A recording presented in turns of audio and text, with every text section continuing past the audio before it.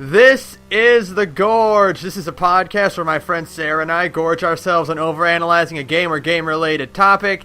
This week, I am talking about the Kingdom Hearts franchise, which is on, I'm going to do this from memory, the PlayStation 2, the Game Boy Advance, the DS, the PSP, Indeed. The PlayStation 3, the PlayStation 4, mobile devices, and the 3DS, Yeah, and the 3. God, really? Man, fuck Kingdom Hearts. Jesus God, really? That's absurd. You know, like, chill the fuck out, Square. Like, chill the fuck out, guys. I really want to know, like, what the logic behind that is, like, oh god, because it's happened. I'm almost certain. Go for it. It's like it's happened with other franchises, like Resident Evil gets released on a lot of things, or like Metal Gear Solid gets released on a lot of things, but like they generally like just progress through the next console shift, you know? Like, oh, the PS1 leads to the PS2, and then the PS3 and the PS4, like. And or if it's like a franchise like Metal Gear Solid, at least it'll all be consistently on one like company, like it's all under Sony's products. Like Kingdom Hearts is pretty much the only franchise I know that not excluding like remakes or ports or whatever, because those can be wherever you want them to be. But like it's the only franchise I know where like each iteration like it migrates between Sony and Nintendo. Right. It's honestly, I think it's because like these companies come on their hands and knees to Square Enix, like, please God, help us sell this console, put a game on it, please, you know. Well, it's actually kind of interesting that you mentioned that, because the Kingdom Hearts franchise exists because of Nintendo and Square's falling out. Oh, that's right. Yeah. Yeah. I did know that, actually. Yeah. Because when they had their falling out, Nomura was like, dear God, we don't have the power of Mario behind our games anymore.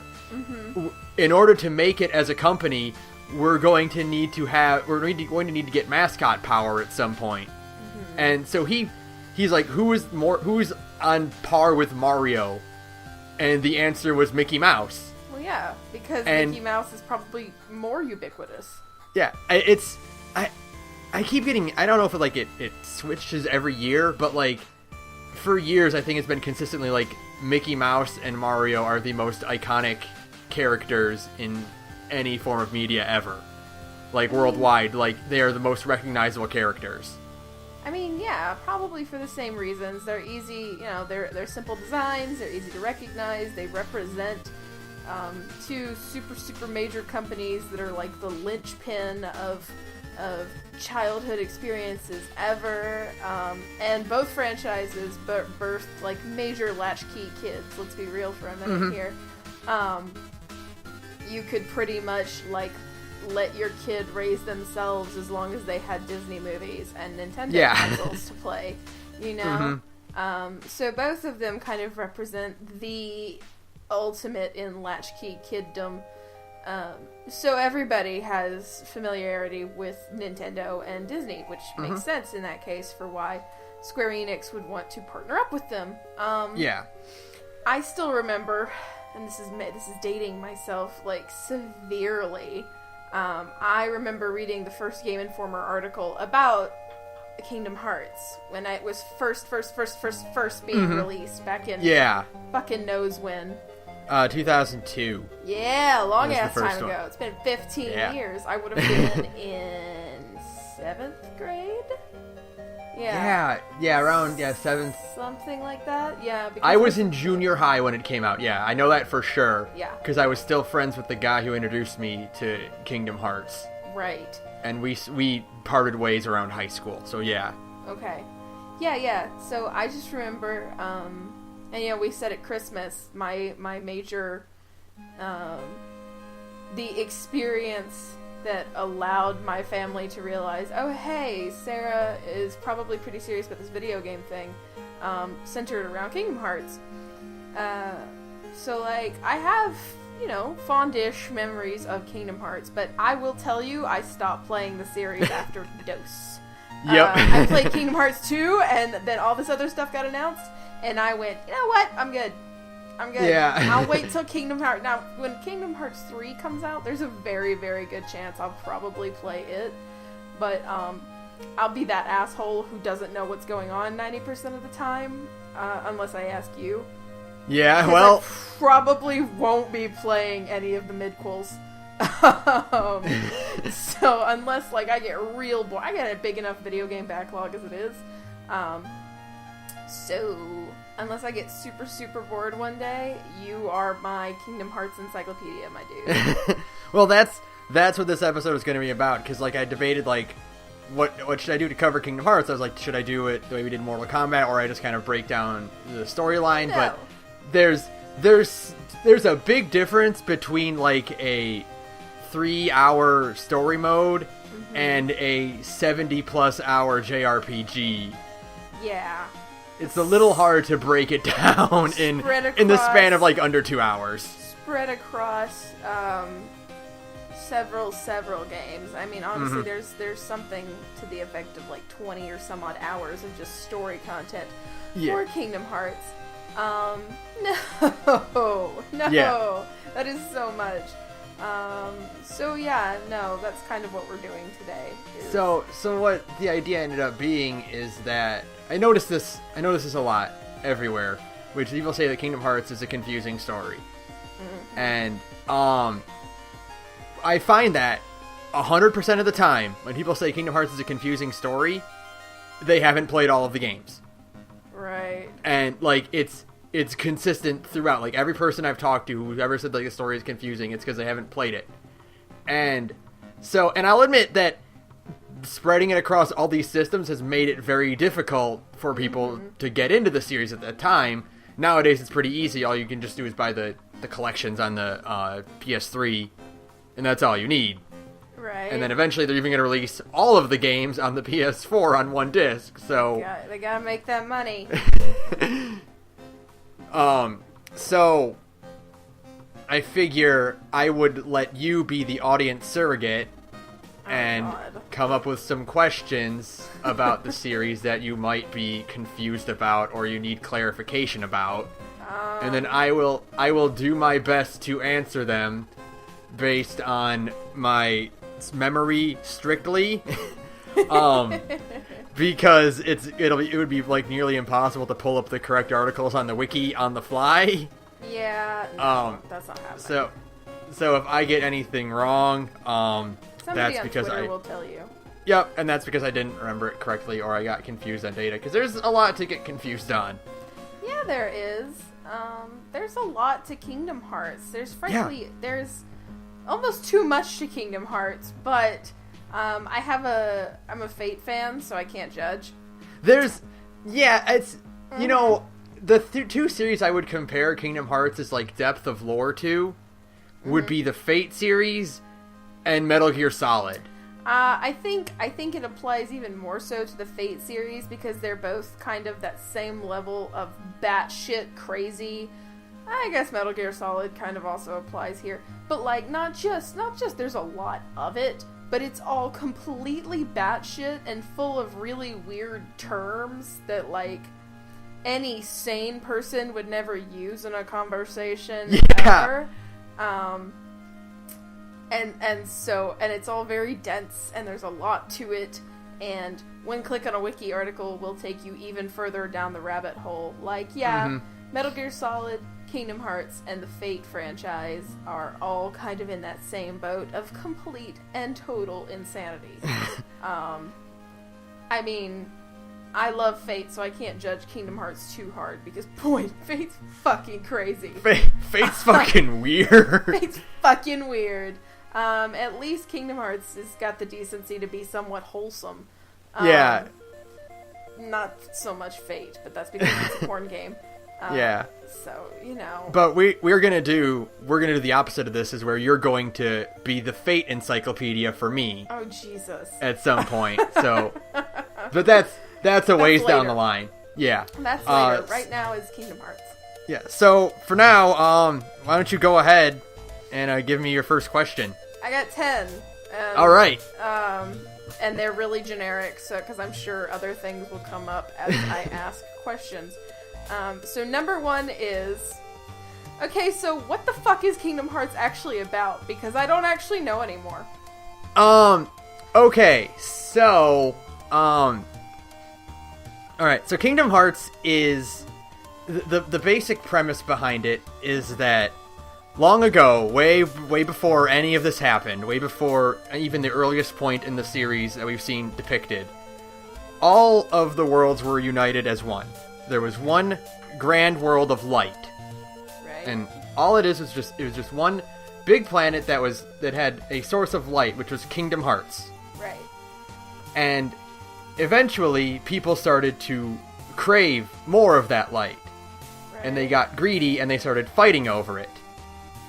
And this led to the Keyblade War, which was a grand catastrophical war that divided the planet, the world, into smaller individual worlds. Right. And that brought about darkness. The only reason the worlds weren't wiped out is because of the purity of children. Right. So was literally called the Age of Fairy Tales. Yeah, it's very storybook. Yeah, so it's literally called the Age of Fairy Tales. And after that, so you have these worlds that are scattered across the cosmos, and they're all individual, fully realized worlds full of people and everything. So eventually you'll find someone who wants to claim the power of Kingdom Hearts for his own. Now, Kingdom Hearts itself is, simply put, the heart of all worlds. Oh. So, and the heart being the soul, the emotions, the life force of the planet, basically. Right. And if you control Kingdom Hearts, you control the heart of all things, you control the world. Right. So, you have your villain who wants to control Kingdom Hearts, and you have your heroes who want to stop him from spreading darkness to all worlds. Okay. So that's the basic gist of it? That's the basic gist of it. The basic gist is you have a very evil man who wants to control all the worlds. Right. And he wants to see what happens if one person were to seize Kingdom Hearts. Okay. And the heroes know that he's a bad guy, so they're trying to stop him. Cool. Okie dokie. So then, like, all of the... Because, like I said, I played Kingdom Hearts 1 and 2. All of those worlds used to, like, exist in one space? It's very unclear what, like, how the world used to... Because we've never actually seen how the world used to be when it was one. Right. Or no, we've seen it very briefly in the mobile game in Unchained X. Oh. But even then, we've only seen the real world in one town called Daybreak Town. Right. So we haven't really explored the entirety of the singular world. Now, what I assume happens, and this is just kind of speculation, is that when the worlds divided, they all went about their own individual development. Right. So, like, they had an initial starting point, and then they branched off into different cultures and magic powers and people and everything. That's why you have Agrabah and Olympus Coliseum and all this stuff. They're all separate worlds that went about their own, like, civilization development, basically. Okay.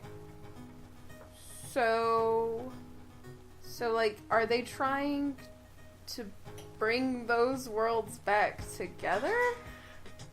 That would be a nice thing to have happen, right? But it's not their primary goal right now. Okay. Like, the worlds being fractured like this is not really hindering them in any way. Okay. It's just they used to be that way, and now they're not. Yeah. They used to be one, and now they're not, and most people aren't even aware that other worlds exist. Right. Yeah. So you're supposed to protect that order by, keeping it kind of on the down low that other worlds exist in the first place. So it's not really a concern to bring them all back together. Maybe it'll happen at the end of 3. I don't know. It's not the hero's, goal right now. Their goal is to stop the spreading of darkness. Right.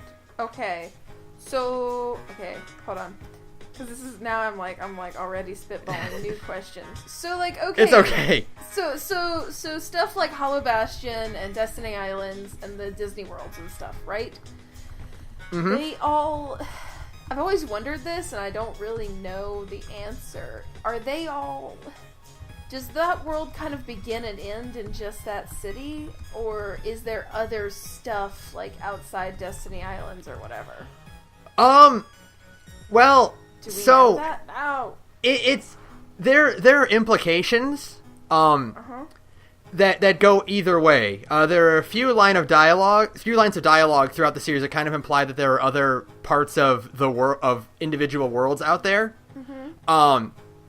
For instance, in Birth by Sleep, I think in Olympus Coliseum, Phil specifically mentions the city of Athens. Yeah.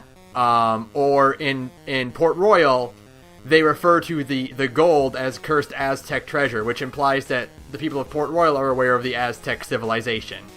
Right. So, and when you go to Atlantica, you can also see that there is a beach where Prince Eric will live.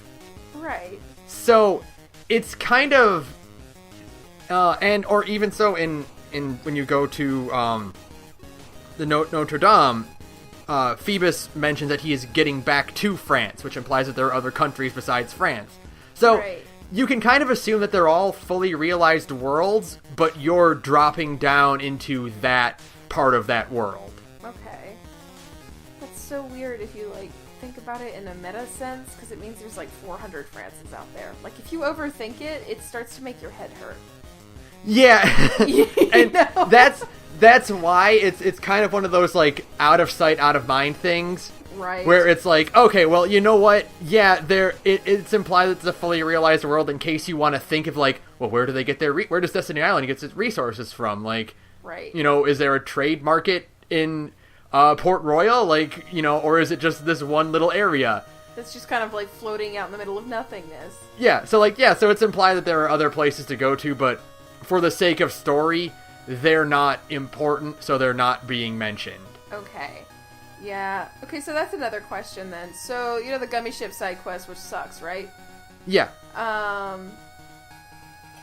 When you're in that, are you like flying through space, or is it some weird metaphysical shit?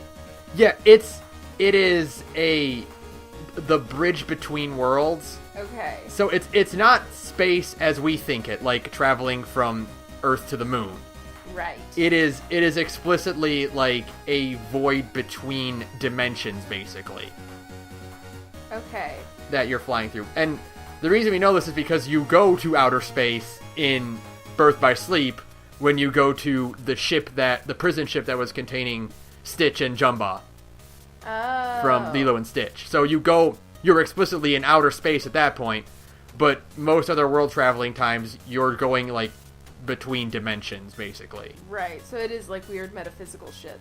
So Yeah. I guess that kind of makes the whole there's 400 Frances thing make sense if it's just you're kind of technically hopping between dimensions in a way.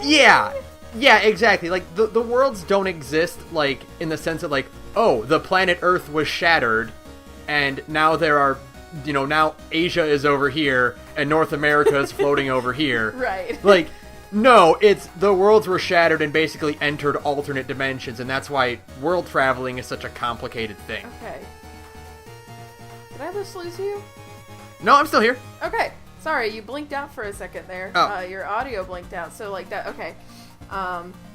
Yeah. Okay, that makes sense. Because when you overthink it for too long, suddenly your head starts hurting. Yeah. It's like, no, there's so much to take in. I'm only one person. Yeah, so you're like, well, wait a minute. Does that mean that Hercules exists in every world and we're just meeting one? Don't think about it. Don't think about Okay, it. the Hercules that you run into in the game is Hercules, and that's all you need to. Only Hercules. Yeah, you just need to worry Right. about him and him only. Okay.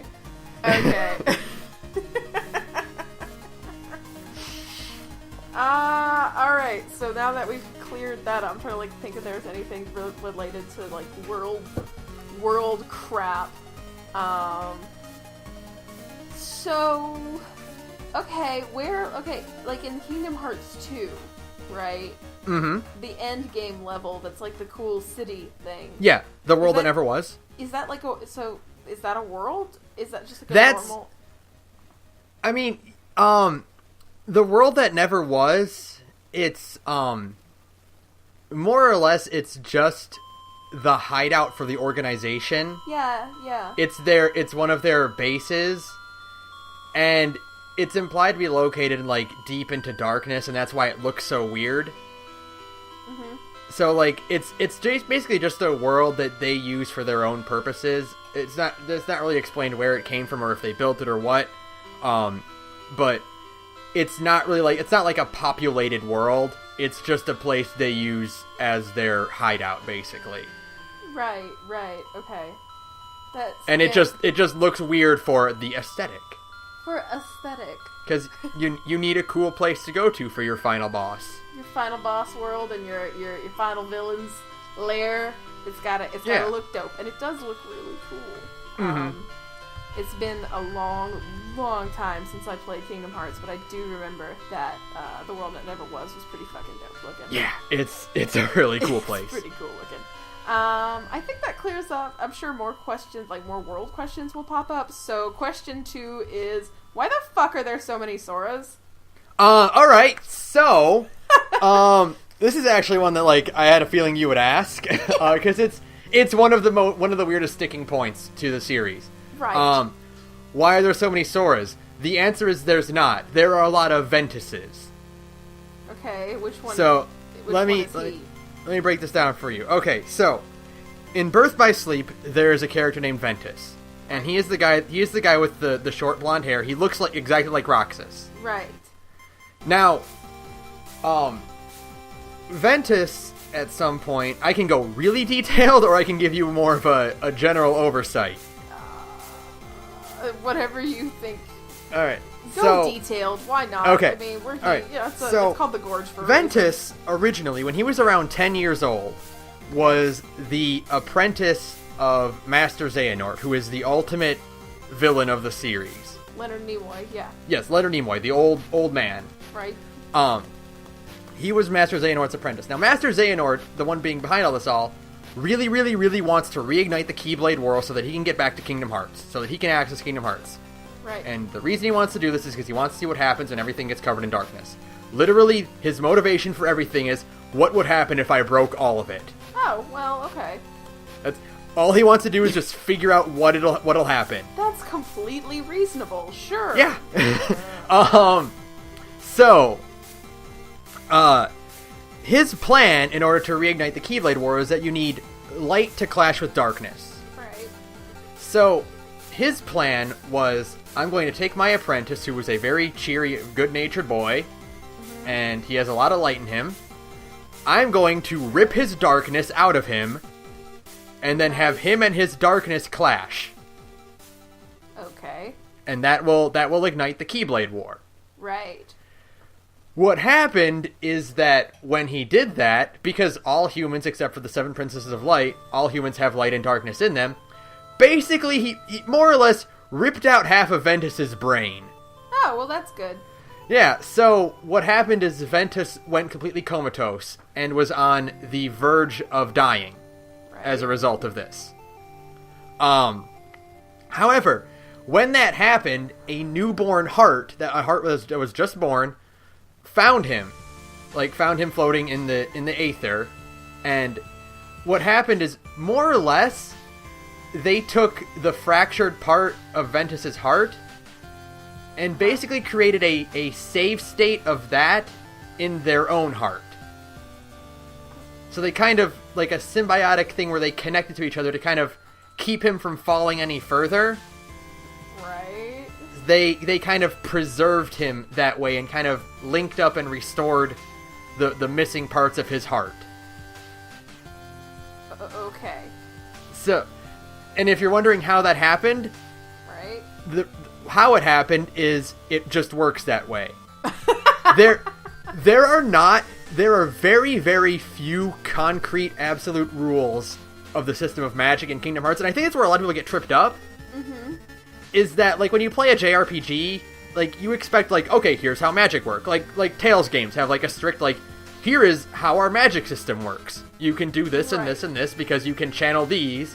You know, you can channel phonons through you. Or you have Right. a big thing in your brain that lets you channel magic. Right. You know? Yeah. Kingdom Hearts makes doesn't have sense. that. Right. Yeah, Kingdom Hearts doesn't have that. It just... Things happen because they happen that way. Right. It's a more Yeah. like fairy tale magic world where it's Yeah, kinda because there's so many different levels of sin. There's you know, Greek gods, and there's Santa Claus, and there's mermaids. It's all thrown together. So magic just works because magic needs to work this way. Right. Okay. So anyway, this newborn heart kind of preserves Ventus's heart for the time being. It's like Right. I'm going to kind of back you up. I'm going to carry the burden of what you're going through. Right. And that heart was Sora's. Okay. So Sora, as a newborn baby, kind of links up with Ventus's heart to keep them both stabilized. Right. So, Sora grows up, and as a result of being linked with Ventus's heart, he takes on Ventus's appearance and takes on a lot of his mannerisms. Okay. So, things happen, the game progresses, and happens. and then Sora becomes a Heartless. Now, when you become a Heartless, and you have a powerful heart, a nobody is created too. And that nobody is Roxas. Right. So Roxas looks like Ventus because God. Sora has Ventus's heart within him. Oh God, here we go. Okay. Yeah. So that's 3 Soras. Right. So that one's pretty simple. That's just they're all linked. Sora has Ventus's heart, so Roxas looks like Ventus. Right. That's that. Cool. Now, there's Vanitas. Right. Now, remember when I said that Xehanort's plan was to rip out Ventus's darkness? That's and what have them clash? happened. Vanitas was created as a result. Okay. Now, Vanitas looks like Ventus because he's Ventus's darkness. That's it. Right. And so, And- but Vanitas also looks like evil Sora. Yeah, and the reason he looks like evil Sora is because Sora's Japanese voice actor wanted to voice a villain.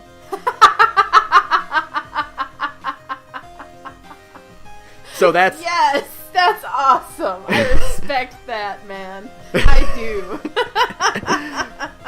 Sure, that's right. so like, and they have the same facial expression because they're two halves of the same person, and he has Sora's hairstyle because whatever he needed. That's Why just not? a design choice.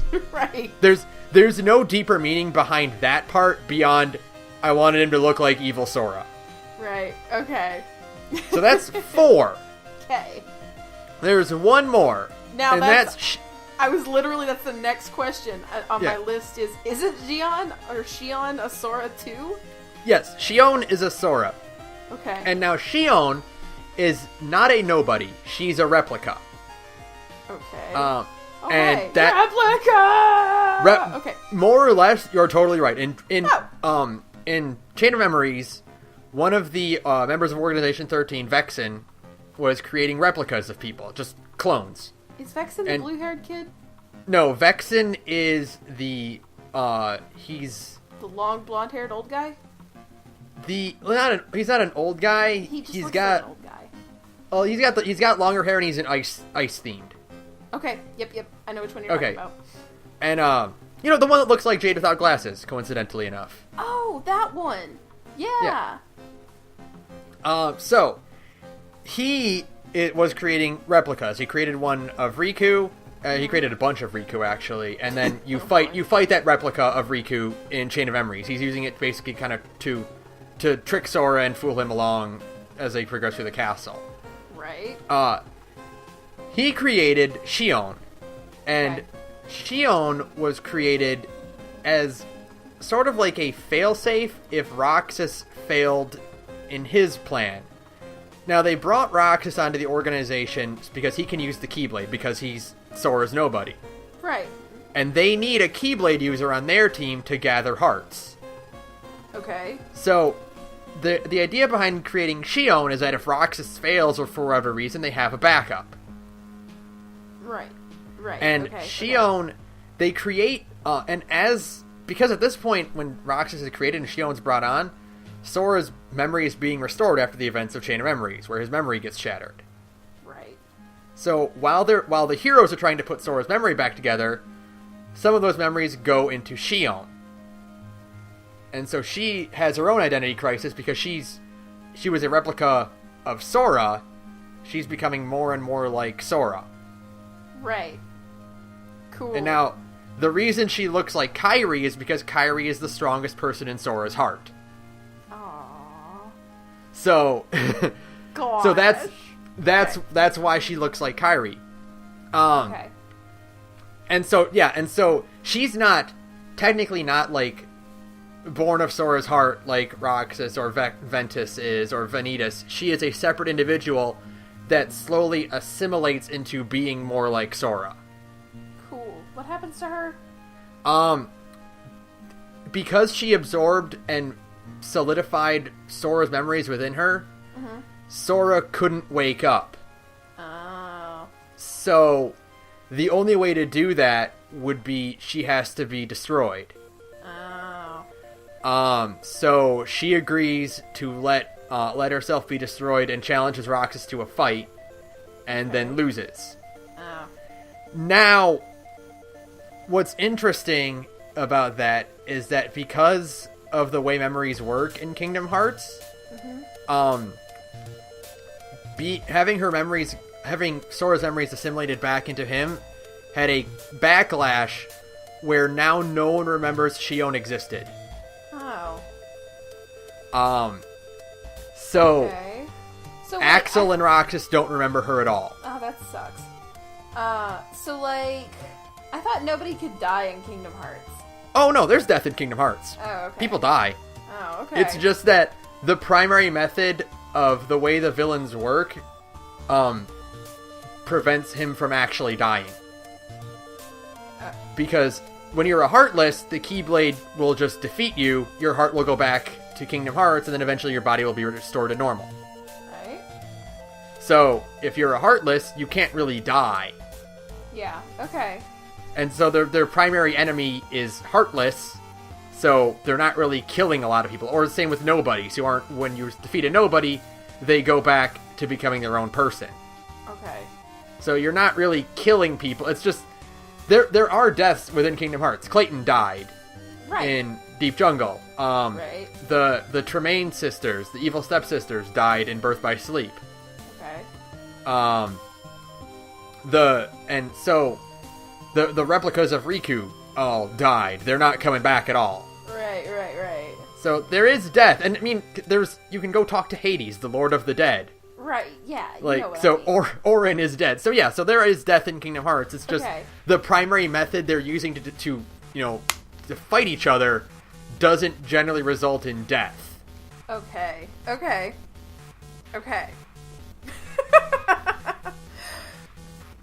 So, all that to say, when Xion was defeated and her memories went back to Sora, a part of her still exists within Sora. It's buried way, way deep down there, and even he doesn't know it's really there. But in Dream Drop Distance, when Sora is going through weird dream shit, he has an encounter with Xion within his own heart. Oh. And okay. he has no idea who she is, but she's still around. Okay. So that's the 5 Soras. Cool. So okay. Dream Drop Distance is set after Kingdom Hearts 2, right? Yes, it is. It is the latest or the most recent game in the timeline. It is the one that leads right up to 3. Okay, so what happens with Roxas? Because I kind of remember how the game ended. Like, I remember how 2 ended. At the end of 2, Roxas being Sora's nobody just goes back to Sora. Okay. So, Roxas still exists within Sora. Now, by that time, normally, when you defeat a nobody, they just go back to their original body, and the person comes back. When you defeat a Heartless and a nobody of a person, they reform into their own person. Right. And that's simple enough. Now, Roxas and Naminé were special because of weird magic shit. because Roxas is Sora's nobody and is also part of Ventus, he kind of developed a separate identity faster than the others. And same with Naminé. Naminé being Kairi's nobody, who doesn't have any darkness in her heart, is a special individual as well. So Naminé and Roxas still sort of exist as separate individuals within their respective somebody's hearts. Okay. Now, for the most part, that doesn't happen. Like, at the end of... during Dream Drop Distance, Axel comes back as a full person named Lee. Right. He doesn't have Axel within him, because he didn't develop his own, like, individuality, while he was a nobody. So he's just Lee. There's no other person within him. Roxas and Naminé are special because they had time to develop their own personalities and stuff. So they exist as separate individuals within their host. Right. So is there anything... Like, is anything, do you think, gonna happen there? I guess this is getting into Speculationville, but whatever, because I've always kind of like... I always liked Roxas and Naminé in Kingdom Hearts 2, and I was always kind of like, man, it's kind of a bummer that they don't get to exist on their own. Well, they were mentioned pretty significantly within Dream Drop Distance. Okay. And they appear Roxas appears in the opening cutscene as one of the Keyblade wielders fighting against Xehanort. Now, that's not concrete evidence that Roxas will be there, but Roxas has not been forgotten. Right.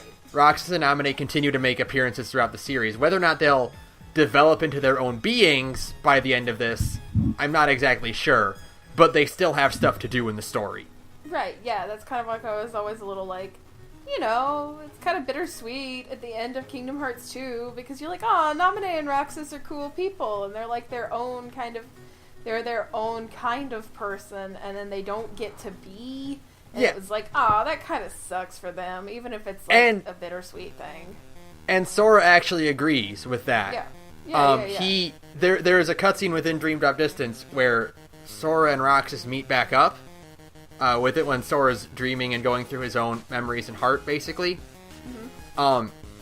Where he talks to Roxas, and he says that he wanted to tell Roxas mentions that it could have been the other way around. Roxas could have been the one leading the charge, basically, and Sora could have been inside him, but it had to be Sora because Sora's nicer. and he says something along the lines of, like, I'm glad to be part of you. And Sora tells him that, no, you're your own person. Yeah. He believes that Roxas is a separate individual from himself. He's not part of himself. Right. And so, I'm sure given the chance, Sora would love to see Roxas come back as a separate individual, but there's nothing that we've seen so far that would imply that would happen. Yeah, okay. But it is, Kingdom Hearts, and Magic can just kind of do whatever it wants. So we'll see when Kingdom Hearts 3 never comes out. But in essence, you can kind of think of it like Sora is a fusion. Yeah. At this point. He's a 4-way fusion between himself, Ventus, Roxas, and Xion. Okay. Boy, that is a lot to put on a 16-year-old kid. But yeah, okay. That's a lot. Okay, so let me think. I think that covers I think that's all the Sora-related insanity. Does that answer your question? Kind of. It's still, like, I get it, but I'm also just like, good God. It's just so much. You need, like... Now, keep in mind, this has been spread over 12 years and 8 games. It hasn't been spread over 20 minutes of me telling you what's happening. I know, right? It's been... I can't believe it's been 12... No, it's coming... Wait, when did you say Kingdom Hearts 2 came out? Or 1 came out? Kingdom Hearts 1 came out in 2002. Kingdom Hearts 2 came out in 2005. 15 years we've been putting up with that. I know that Kingdom Hearts 1 comparatively is pretty fucking simple compared to 2 and onwards. But we're going on 15 years of this crap. Yeah. Oh my God. Oh, we're gonna be Kingdom Hearts is gonna be around forever because 3's never coming out. Listen, if they want to keep like incrementing it and giving me like more Phantom or more what's it, not Phantom, I mean Ground Zeroes. Yeah. Fucking bring it on. I'll play. Like you have to understand, I don't want Kingdom Hearts 3. I want more Kingdom Hearts. I understand. You just don't want it to end because It doesn't have to be 3. If they want to keep making Kingdom Hearts games, I'll keep playing them all. Right.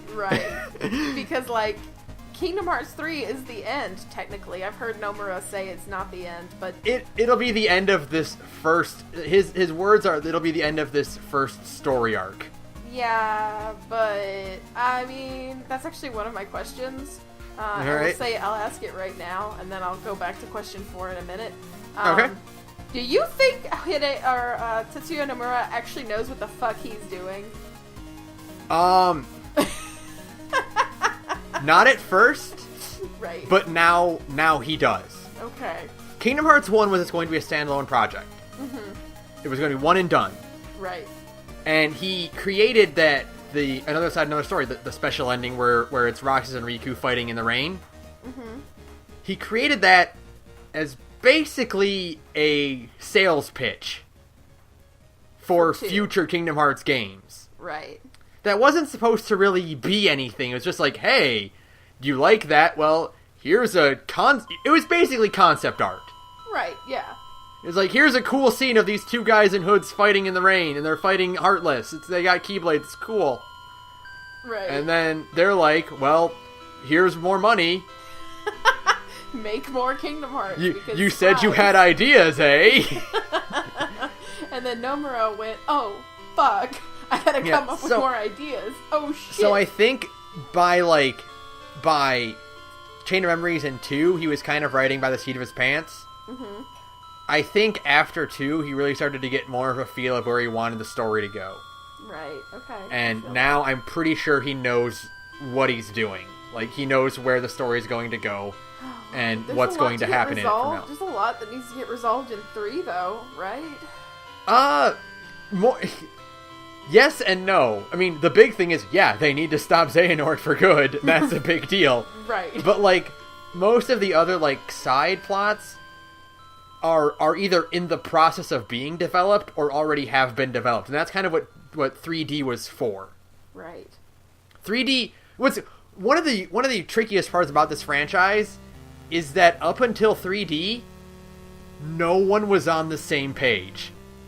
Okay. Either because characters weren't present to explain things, or details were left out, or there just wasn't time to explain things.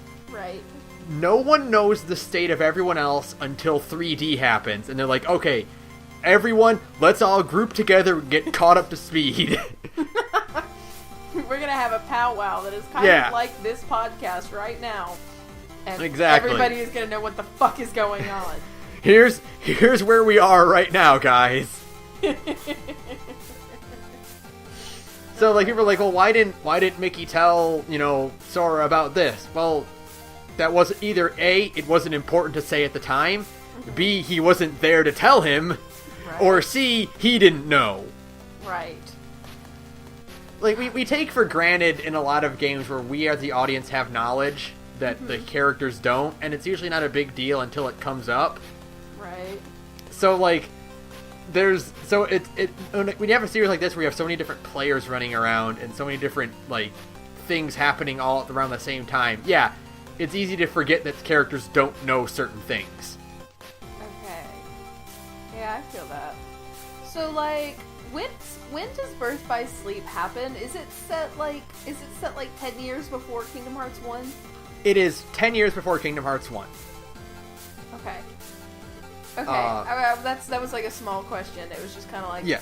I don't know. I always assume just by like the kind of nebulous knowledge that I have of Birth by Sleep, I always figured it happened like way, way before Kingdom Hearts 1.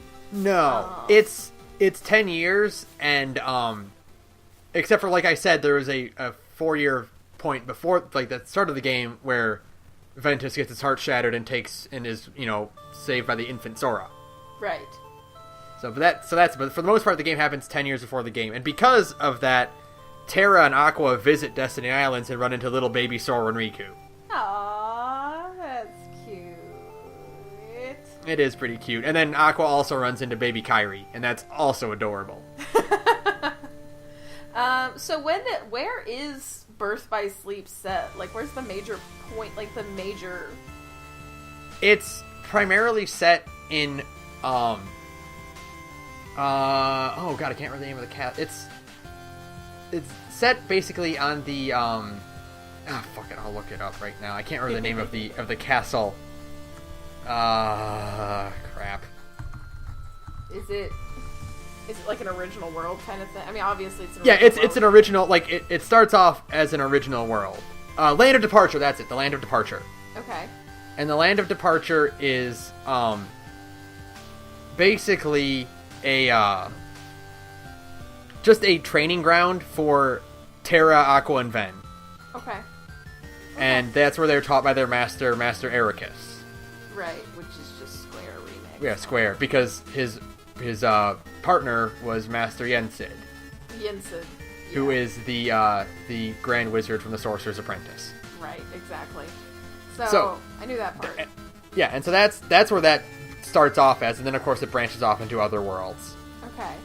And then it culminates, it goes, you go to Snow White's world, and you go to Sleeping Beauty's world, and all that, and then it culminates in the Keyblade Graveyard, which is the desolate wasteland that the Keyblade War was fought in.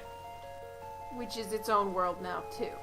Yes, which is a separate place to go to. It's its own separate world. Okay. What else? And the Keyblade Graveyard, I'm pretty sure that is just the Keyblade Graveyard. Right. It's like, there's no other world, like, there's no other part of the world beyond that part. Right, it's just like a giant desolate world full of Keyblades. Yep. What else? Which, there you go. They're all dead. Oh, okay. Yeah, they're dead. All dead. So, like, how are there so many Keyblade Masters? Because I used to think it was like a pretty big deal to be one, but it seems like there were a bunch and now there's not. Well, basically, yeah. I mean, before the worlds were shattered, you could just make a Keyblade. Oh. And you could, because you just take the light and forge your own. Oh. So, Unchained is about you are part of a 5-pointed guild of Keyblade wielders. Oh. And so you are going on your own missions as a Keyblade wielder, depending on which guild you team up with, which eventually will culminate in the Keyblade War, but before that, you're just, doing missions with your Keyblade. Right, okay. Now, after the Keyblade War, it became a lot harder to get one. Right. Because the worlds were shattered and nobody knew they existed. So it's like you need... How do you get one? It depends. They're Keyblades... It's easier if you stop thinking of them as the Master Sword, and think of them more as Green Lantern rings.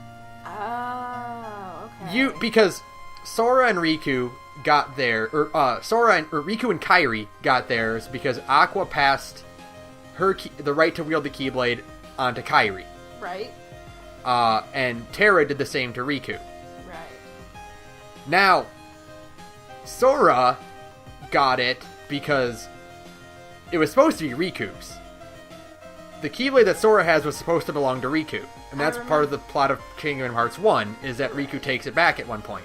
Right. Because Riku fell into darkness and he was supposed to receive it, it went on to Sora instead, the next best person. And then Riku eventually got his own. Yeah.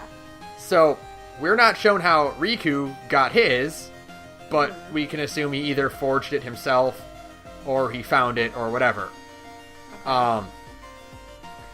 Mickey got the Keyblade from Master Yensid. Then he found his own in the Realm of Darkness, which is, you see that in point 2. Okay. You see, because he originally had the blue one, the Star Seeker. And then he gets the golden one, the Kingdom Key D, in the Realm of Darkness, because he needed a Keyblade of Darkness to counteract Sora's. Lord. Okay. So, again, when you start thinking of Keyblades less as the Master Sword and more as Green Lantern rings, they still have their significance, Right. but it makes more sense that people can just get them. Yeah, exactly. Okay, I feel that. Yeah. Okay, where were we? You on your list, you asked about Sora, and then we switched to a different question lower down your list. Okay, so the next question is, since we talked about Sora, why the fuck are there so many Xemnases or Ansems or Xehanorts or whatever? Alright, so Xehanort's a little bit weirder, but also a bit simpler than the Sora situation. There's the Sora five situation, of them, though. The Sora situation is a lot of different people who are deeply connected to Sora. Okay. Right? Like, they're all separate individuals that are all, like, webbed together with Sora. Right. Xehanort is all one dude who goes by different names. But, okay. Alright. So, first off, there's, and I'll break down what they're generally referred to as in each incarnation. Okay. So the first one, chronologically, is young Xehanort. And he is just Xehanort as a teenager, who appears in 3D and will appear in 3. He lived on Destiny Islands, then he left, and became old. Okay. So there's the next is Master Xehanort, who is Leonard Nimoy. Right. He is an old Keyblade master who trained Ventus and was partners with Ericus and Yensid. Right. So, he is like, I'm old. I'm gonna die soon, but I want to see what happens when I open the door and let all the badness in, and what'll happen to the world. I want to start the Keyblade War, but I'm old and busted. I need me a hot young body. And he sees Terra, and he's like, that'll do. The ultimate in hot young bodies, yeah, sure. Yeah, so he defeats Terra and possesses his body. Okay. Becoming just Xehanort. Okay. So, there's young Xehanort, who is just teenage dirtbag Xehanort. Right. There's Master Xehanort, who is the old man. Old man. And then there's just plain old Xehanort, who is Xehanort possessing Terra's body. Okay. So then who's the guy in Kingdom Hearts 1? So, Xehanort, Terra Xehanort, or Terranort, as some people call him. I'll just call him Terranort to keep it easier to distinguish. Terranort eventually makes his way to Radiant Garden. Okay. And now, Radiant Garden back then was a paradise of good-natured people and hospitality, and it was led by a man named Ansem the Wise. Right. Now, Ansem the Wise was a scholar who was studying the darkness, and he had a whole slew of apprentices, Terranort among them. Now, keep in mind, again, this is where it's, hey, we know things the characters don't. Ansem the Wise has no idea who Xehanort is. He has never heard of the name Xehanort before. He just thinks it's just some guy who has amnesia, and he's gonna help this kid out. Right. So, eventually, Terranort wants to go deeper into his research of darkness. Ansem forbids it. Catastrophe happens. Terranort divides himself into a Heartless and a Nobody. He succumbs to darkness and becomes a Heartless. Okay. This happens to all of Ansem's apprentices. Right. They would go on to form Organization 13. Right, I knew that part. Okay. After this, Ansem the Wise flees and becomes Diz, who is going to work things from behind the scenes and try to, confront his former apprentices again.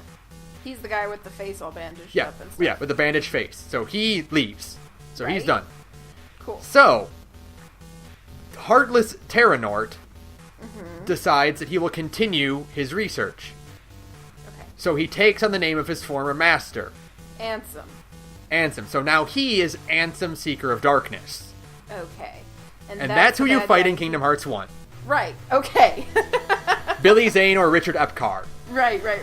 Okay. And he's just referred to as Ansem, whereas Christopher Lee is called Ansem the Wise. Yeah. And its full name is Ansem Seeker of Darkness, but that's long, so he's just Ansem. Right. Now, there's also the leader of Organization 13, who is just Xehanort's nobody. Okay. And he's just Xemnas. Oh, yeah, because names mix... Yeah, right. Yep. So names that's... mixed up with an X in it, yeah. Yeah, that's all the Ansems. It's all just one guy at different points in his lifetime. It's just one guy who is such an asshole that he can't be contained as one asshole. He's got to be like 40 different ones. Yeah. Okay, now, I gotcha. So that's actually really important for two reasons. Okay. One, and it's kind of what makes what I think is the coolest part about Xehanort as a villain. Mm-hmm. Most JRPG villains out there, you think of your Tales villains or, your Final Fantasy villains, they generally have one plan, and that plan has a lot of different parts in it. Yeah. Right? But ultimately they have one goal. Right now. Yeah. Yeah, they've all got, like, I always compare Xehanort to Master Van, because I think they're pretty comparable in levels of, really, really good, well-written villain. Mm-hmm. Yeah. Van has one big plan, and his plan has a lot of obfuscation in it, and a lot of manipulation in it. Mm-hmm. Xehanort has one goal, and a ton of plans. Okay. So his ultimate goal is to gain access to Kingdom Hearts. Right, and then open the door and see what happens when darkness takes over everything. Right, yeah. I know that part. That's his ultimate goal. But, in Kingdom Hearts 1... Ansem's plan is to, what if I took all the Princesses of Light and forged a Keyblade out of that and used that to open Kingdom Hearts? That didn't work. Okay, whatever. What if I made my own fake Kingdom Hearts out of a whole bunch of hearts that the nobodies collect? That didn't work out. Okay, whatever. What if I just started up the Keyblade War again? That's the ticket. Okay, that's pretty cool. He doesn't care if you foil his plans, because he's got a whole bunch more ready to go. Right. He's the fucking puppet master asshole with a 1,000 plans. Okay. Exactly. And pretty cool. The second part of that is that, as it stands right now, one of the best way, like his current plan to get access to Kingdom Hearts is to forge something called the Kai Blade. Which is spelt with an X. Yes, because it's not with an X, it's with the Greek letter Chi. Right. But most keyboards don't have Greek letters on them, so we just call it the X Blade. Or, it's technically called the Keyblade, because that's how you pronounce it. But, even Xehanort himself says, people also call it the Kai. Because it would be really fucking confusing if you had everybody running around calling it the Keyblade, and it's like, wait, we've got 40 of those. Which they do in the game, but the subtitles are on to show you that it's the X-Blade. So, because I don't have subtitles, I'll just call it the Kai Blade. Cool. Probably smart. So, the Kai Blade was like the big OG Keyblade, Okay. And now, during the Keyblade War, it broke. Right. Into 7 parts of light and 13 parts of darkness. Right. To open up Kingdom Hearts, you can reforge the Kai Blade by reenacting the Keyblade War. Okay. So you need 13 darknesses and 7 lights. So the heroes are like, well, we better gather up our Keyblade wielders and we better get the Princesses of Light safe and sound, because those are each 7 individuals. Right.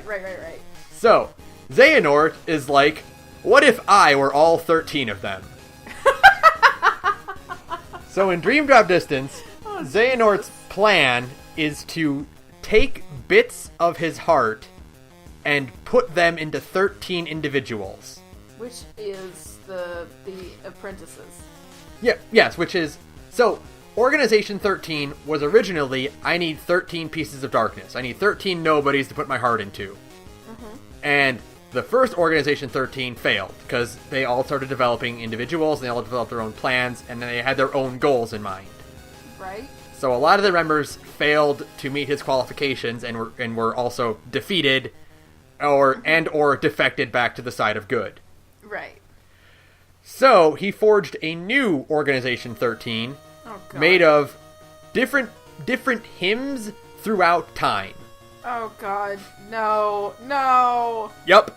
Oh god, this is the worst. Oh, this is the worst thing you've ever told me. Oh my god. Why? Now, it's not that bad, because... Do they all look like him? No, they're all the different Xehanorts. They're Young Xehanort, Terranort, Ansem Seeker of Darkness, Xemnas, Master Xehanort. How many is that? That's 5, and the rest of them are hooded. Oh, okay. We haven't seen what they look like. They're just the Organization 13 hoods right now. Right. Now, also, there are 2 other members. Xigbar and Saïx. Yeah! are also part of that organization. Best Boy and Kingdom Hearts Jade. Right on. Yeah. Yep. So, now, Xigbar and Xehanort have actually been friends for a while. Braig was in Birth by Sleep. Yeah, I did know that part. Yeah, and the reason he has an eye patch is because Terra fucked him up. That was actually one of my questions at the very bottom, is Xigbar is the best character, right? What? One of my questions at the bottom of this list is, Xigbar is the best character, right? Yeah, Xigbar's one of the best characters, man. I love him. He's a fucking, like, middle-aged surfer dude who, like, literally is almost there to translate Xemnas' flowery language for Sora. But he's still, like, straight up villain, right? Like, he's an asshole. He is pure evil. Like, he's a perfect candidate for the new organization, right? Because he is just pure evil, sadistic, twisted guy. He's just an asshole. Yeah. Awesome. Boy, I sure know how to pick the favorite character. I somehow do this, like, consistently. Even across game series that I don't even play a lot. Like, I played Kingdom Hearts 2, and I was like, you are my favorite because you're an old guy with a scarred face and an eye patch. Yeah. I love you. And he talks like a surfer. And he's got dual-wielding sniper rifles. And yeah, I know they censored that shit in the American version, whatever. I mean, yeah, they did, but I think it worked out, because, like, the censoring was they took, like, a standard military-type reticle, and they turned it into, like, a cool purple swirling reticle. Yeah. And it's like, okay, well, that looks cooler and looks more like what you would see on his kind of weapon. Right. But the point is, like, all of these things, and I was like, you are the one I like the most out of all of these characters. And then, surprise! He's going to be even more relevant than ever now, which is kind of really cool. Amazing that... Because, most of them you could have been like, okay, they're one and done, Right, yeah, I totally figured Xigbar was going to be one and done, for sure. Like, after Kingdom Hearts 2, I'm like, oh, half of these characters are never going to show back up. Even I knew, not playing a lot of Kingdom Hearts, like, I saw Axel and I knew how popular he was, and, like, they tried to kill him off the end of 2, and I was like, you're not done. Nah, he's gonna be back. He's gonna come back and do more.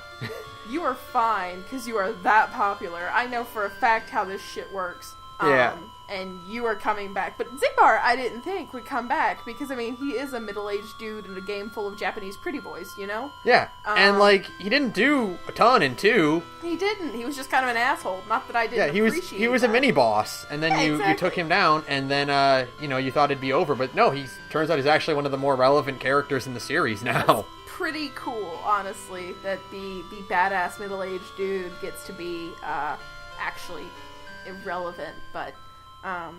yeah, anyways, so him and Saïx are part of the new organization, along with what we can presume are 11 other Xehanorts from different points in time. This game series is so fucking ridiculous. Awesome.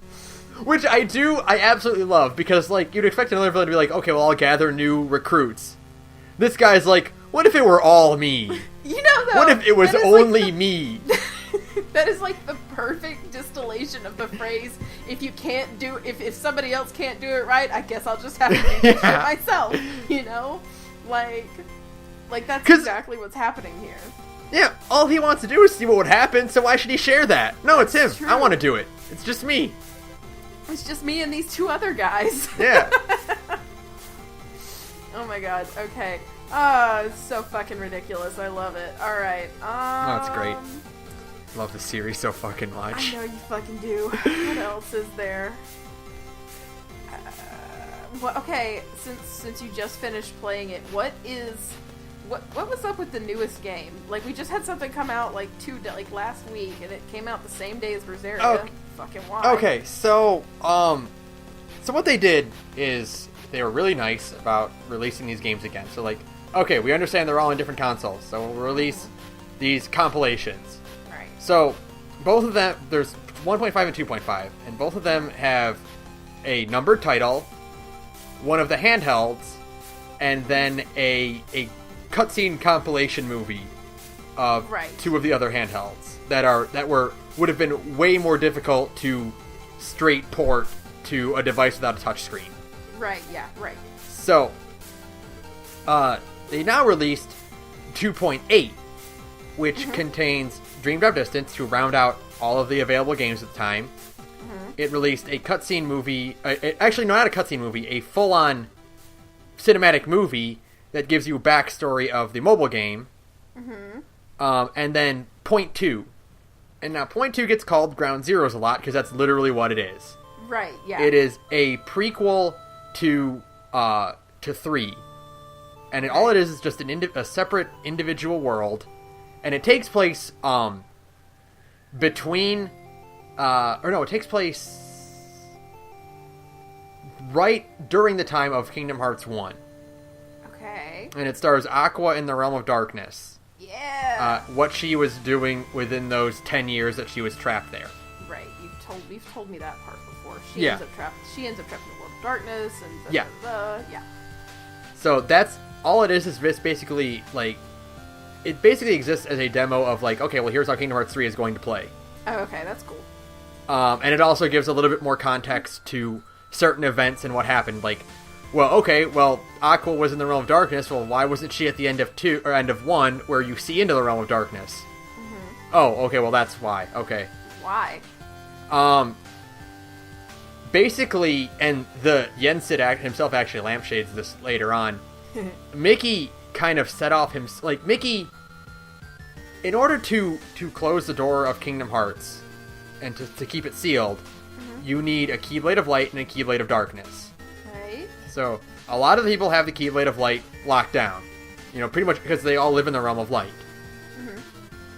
So, you need a Keyblade of Darkness. So, Mickey goes to the Realm of Darkness to get one. Now, getting in the Realm of Darkness is a very difficult thing. It's not very likely you'll get back out. Right. Much less if you have someone else with you in tow. It's even harder to do that. Oh. So, Mickey runs into Aqua while he's searching for a Keyblade of Darkness. And the reason Mickey doesn't help Aqua escape is because he wasn't expecting that. Okay. And they have to improvise very quickly because, again, miscommunication means that Sora and Riku don't know what's going on. Right. So, basically, while Sora's fighting Ansem back out there in the Realm of Light, Mickey and Aqua are desperately trying to get to the door in time. And Aqua gets ambushed by a swarm of Heartless and is unable to continue going. Okay. So it's only Mickey's the only one who is able to manage to escape. Right. At that point, because it was just a half-cocked plan like that. And later on, Yensid mentions that to Sora and Riku after the events of 2, when they're like, why didn't anyone tell us that Aqua is there? And he straight up says, 'cause you would have tried to rescue her and failed. Right. Just flat out, you wouldn't have done it. Right. You would have run off, you would have failed, we'd have to rescue you guys then. Yeah, and then everybody be straight up fucked. Okay. Yeah. So, that's what Point 2 was. Point 2 was just more additional context, but mostly it served to let us play Kingdom Hearts 3 a little bit. Right, kind of give you an idea of what Kingdom Hearts is going to play and look like. Holy shit. Yeah. Dude, that game is beautiful. That game's so fucking beautiful. I wish they would let me take screenshots in the PS4. I don't know. But they block it. Why the fuck are they block? They do it in fucking Berseria too. I don't know why they're blocking screenshots. It's like, I want to show you how beautiful this game is. I mean, like, the only thing I can think of is they don't want spoilers leaked. But I mean, come on. Yeah, but I mean, like, dude, I want to show people Posting this cool place I'm in is screenshots on so the cool internet looking. is like free advertisement for you idiots. Come on. Oh my god. It's not a spoiler if I just show you this cool environment. Please, I'm dying. I want to show people how pretty these games are now. Because that's sweet fucking 60 FPS. Oh god, that's right. That's why I'm really excited for the 1.5 2.5 compilation, is because I'll get to play Kingdom Hearts 1 and 2 in 60 FPS. Oh my god! And honestly, when Zestiria came out for the PS4 and it was hard locked at 30, and everybody was like really pissed off about it. I was like, I don't get it. What's the big deal? It's just, it looks smooth at 30 frames per second. Yeah. And then There's nothing wrong with locked 30. And then I played a game in 60, and I was like, I'm never going back. Oh, it's so buttery smooth. It's so smooth. Oh my god, it's beautiful. It's amazing. Yeah, so, like, for that reason, like, that is probably one of the reasons I'll end up playing Kingdom Hearts 3 eventually, like, down the line, is because it's pretty. Yeah, It's pretty. They're make this game look great, man. Like, everything I've seen so far. I'm just like, oh, this game looks... Like, we had a little bit of roughness early on, like, the shading wasn't all there, but, like, playing Point 2, I'm just like, oh, this game is gorgeous. It's incredible. Yeah. Like, I'm really, like, that's probably the reason I'll end up eventually buying Kingdom Hearts 3, is because I just want to see pretty video games. And, I mean, I need more JRPGs. I'll never have enough. So, yeah, what's the other, let's see. And then the other questions were just, like, more, like, goofy questions. Okay. What the fuck is up with these stupid names? Like, how do you pronounce 352 divided by 6 or whatever? Okay, so, all the games actually do have, like, they're not just random words. They all have meaning to them. Are you sure? Yeah, so, Chain of Memories is referring to the concept of memories in general. And the plot of that game is that you go to Castle Oblivion. And Castle Oblivion is a Organization 13 hideout, and it has a security measure in it. And that security measure is, as you progress through it, your memories are wiped. Oh. It turns out that security measure is just Naminé. For whatever reason, Naminé can manipulate memory. Because magic. We don't have to fucking explain it. Because she is a weird anomaly. Right. And that's why. Right. So, as they progress through the castle, Naminé is manipulating and removing Sora, Donald, and Goofy's memories. Okay. Because that's what the organization wants her to do. Right. Okay, side question, because this is actually one of my other questions. I think you already told me, but I've kind of, like, I'm not... What exactly is Naminé? Because, like, she can't exactly be a nobody for Kairi, because Kairi doesn't have any darkness in her to make a Heartless? No, okay, so... Kairi is Naminé... Yes, Naminé is Kairi's nobody. Right. Kairi can't form a Heartless. Yeah. So, there's nothing that says she can't form a nobody, because her heart is strong. Right, but how did that happen? It happened during 1. You're way back in Kingdom Hearts 1, when you go find Kairi in the secret area. Oh, and you gotta fight fucking Riku? Yeah, and... No, it's in the beginning of the game, when you're still on the islands. Oh. And there's the part where you go to the secret area, and you find Kairi, and she's very, like, lethargic. Yeah. And she gets kind of flung into Sora. Mm-hmm. She lost her heart there. Oh. Okay. Now, because she can't exist as a Heartless, her body just goes comatose. Okay. And her nobody was created as a result of that. Oh. Now, okay.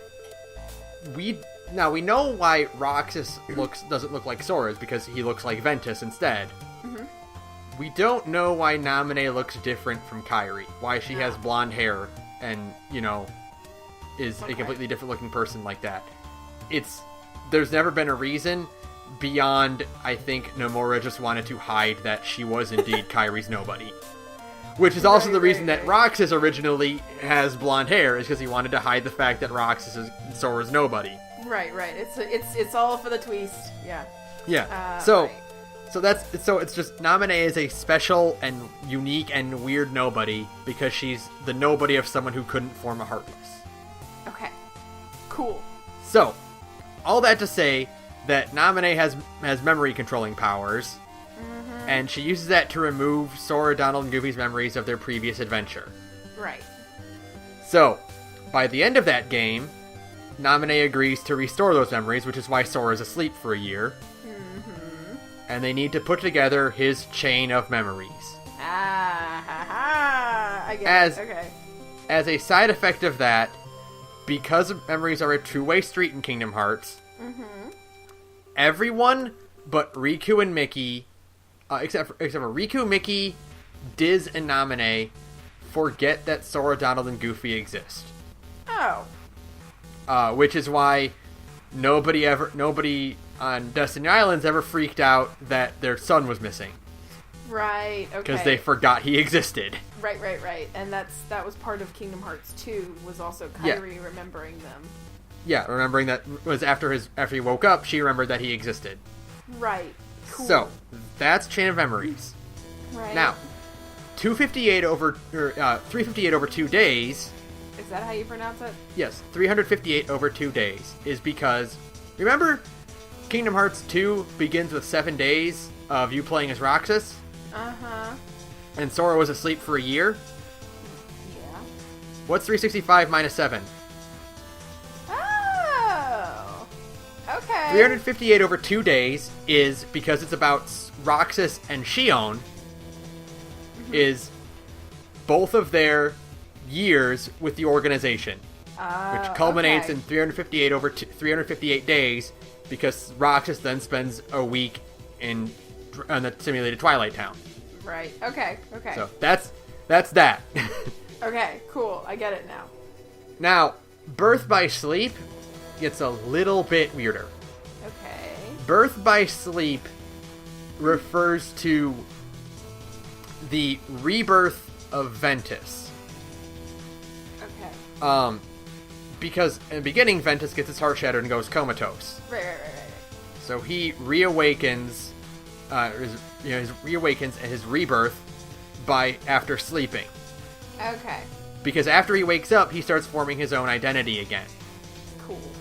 Now, at the end of Birth by Sleep, Ven and Vanitas fight. The Kai Blade is formed again, and then in order to prevent it from awakening, Ven slays Vanitas and shatters himself again. Oh. So he's comatose again. Aw. So it's very crucial that Sora go and find him, because remember, Sora is basically a backup hard drive of Ven. Oh, okay, I get it now. So Sora can wake Ven up again, but he needs to know that Ven exists for that to happen. Okay. So someone needs to tell him that Ven exists, and that's what Sora needs to do, and they can go track him down. Right. So cool. He is awaiting his birth by sleep. Okay. Now, Coded, which is one of the DS games, Coded is a game that just refers to, after the events of 2, Jiminy tries to piece together the data in his journal that got wiped out, and so they digitize the contents of the journal and have Data Sora run around and piece it together. Okay. So it's just coded. It's a code. That's easy. Like you're coding a script. Right. So that one's that. Yeah. Now, Dream Drop Distance refers to, for one, the plot of Dream Drop Distance is that in order to, hey, Sora, Riku, go, do your missions, go save everyone, right now, go. They have to become Keyblade Masters. Mm-hmm. Now that process takes years. They don't got years. Right. So, They're on a Yensid, limited time scale. Yeah, Yensid is like, this is very unconventional. We're going to send you on a mission, and if you pass it, you'll be Keyblade Masters. And that mission is to, after the events of 1, after we restored the worlds, some of the worlds kind of got caught up on fully awakening. They're kind of stuck a little bit jammed. So their job, and they're called sleeping worlds. So their job is to go to the realm of dreams and go wake those worlds up by sealing the keyholes. Okay. So, dream. Right. Drop refers to the drop system in the game, which is, in order to swap between Sora and Riku consistently, each character has a time limit. Oh. And when that time limit expires, you are automatically dropped out of that person, and you awake as the next person. Oh, so when you're neat. Sora and the time runs out, you fall asleep, and then Riku wakes up where you left Riku off. Oh, that's kind of neat. It is neat. It's also annoying because it can happen during bosses. Oh, that's. And when it happens during a boss, you start the boss over again. No. But that sucks. Okay. on the flip side, there's always a save point before the boss, and the counter is very big and pink and yellow. Oh, okay. And you can generally tell, hey, you know what? I don't have enough bar to complete this boss. I will drop now and then come back with a full bar later. Right. Okay. And Makes now sense. Distance is that you're traveling a long way, and also he wanted to make the game 3D because it's on 3DS. Right. So I was literally about to say that. I was like, that was just because they wanted to make that it one, sound cool. distance is a throwaway because like he wanted to be 3. Because it's going to 3DS because they're clever like that. Yeah. Right. Yep. Good job, guys. Okay. Last. And then go go ahead. No, go ahead. I was just gonna say that, and Unchained is just because Keyblades have chains on them. Oh, right. And simple. it was technically Kingdom Hearts Kai Right. in Japan, and we just call it Unchained in America. Yeah. Right. So we just wanted to add another letter to it. Because that's what we do. Yep. Last two questions. Fuck Zaldin, right? Oh. So, Zaldin is the reason that I will never 100% Kingdom Hearts 2. Because the Final Mix 2 has the audacity to be like, hey, beat Zaldin twice, but this time do it harder. No! No. I'm Listen, not... I didn't know you could make it harder than it already was. Like, I have nightmares of that boss fight sometimes still. I'll just wake up and I'll be like, no! And now, it's just, no. Fuck now, that I'm sure shit. there are 6 strats to beat him, but Fuck that shit. I no. don't know them. And, so that's not gonna happen. That being said, Zaldin, like, I think all the organization members are really cool looking. No, they're all And I really think fucking dope Zaldin's looking. a really, really cool design because he's Yeah. just this giant dude with speed. He wields 2 spears in one hand. Yeah, and he's got like the big chops, and he's just like a giant dude, and you're just like, yeah, that's awesome. He's just this deep and growly voice, angry man. Big angry man, and it's just fucking dope. Yeah, I feel that. Now my favorite member of the organization is Luxord. Wait, who? Because he is the gambler. Yeah, because he's just kind of there. Because he has 0 patience for anything. And it's great. I mean, he's just kind of there. He's just like a dude, and he's there, and you're like, what? His literal boss fight introduction is he shows up, he turns Donald, Goofy, Riku, and Kairi into playing cards. Right. And Sora's like, you! And Luxord goes, I'd rather we skip the formalities. Boss fight. And that's it. Like, that's He doesn't like, give a shit. That's like one of like his like 5 lines of dialogue in the entirety of Kingdom Hearts 2. He's like, he is 100% mook, but he's a great kind of mook. You know what I mean? And he looks cool. He's got earrings, and he's like partially a pirate, and like he just kind of looks piratey, and like he's got the gambling theme, and you're just like, cards. That's cool. He's voiced by the same guy who voices Traverse Touchdown. Oh yeah, that's awesome for sure. Like, So, I'm behind that 100%. I mean, like, you know, he's a really cool dude. My favorite is Zigbar. You know, like, I Of understand. course, but Zigbar's also a really cool dude. Like, they're all really cool. Like, except for Marluxia, or whatever the fuck his name is. I don't even know, because, like, I didn't technically play the PS2 version of Chain of Memories. So I only played the Game Boy Advance version, so I don't know how the names are pronounced. Like, there's one, the silver-haired, like, youngest-looking one, who is, like, the scholar, is not Zeshin, like I thought, it's Zexion. Yeah, I always thought it was Zexion, but it's still a stupid name, and Marluxia is basically like the dumbest looking member of all of Organization 13. Like for sure, he's like the of all of the generic pretty boys in Kingdom Hearts, and there's a few. It's a large portion of their cast. They're all just kind of pretty, you know. Yeah. But at least, like, they have their own uniqueness to them. Yeah, like, Marluxia is just a pink-haired, like, long-haired looking guy. He's just a guy. And he's got a scythe, and it's like, oh, good for you. You got a fucking scythe back, you know. He's weird, because he's, like, the only final boss in the franchise that is not really directly related to Xehanort in some way. Yeah, it's kind of weird. And it's just kind of dumb. Like, yeah. His design is definitely the least interesting of all of them. So you're just like, whatever, fuck you. And he's got like the pretty, he's got like the rose theme going on, and you're like, oh, really? Go away. No. And then last question is favorite boss fight. Go. Oh God.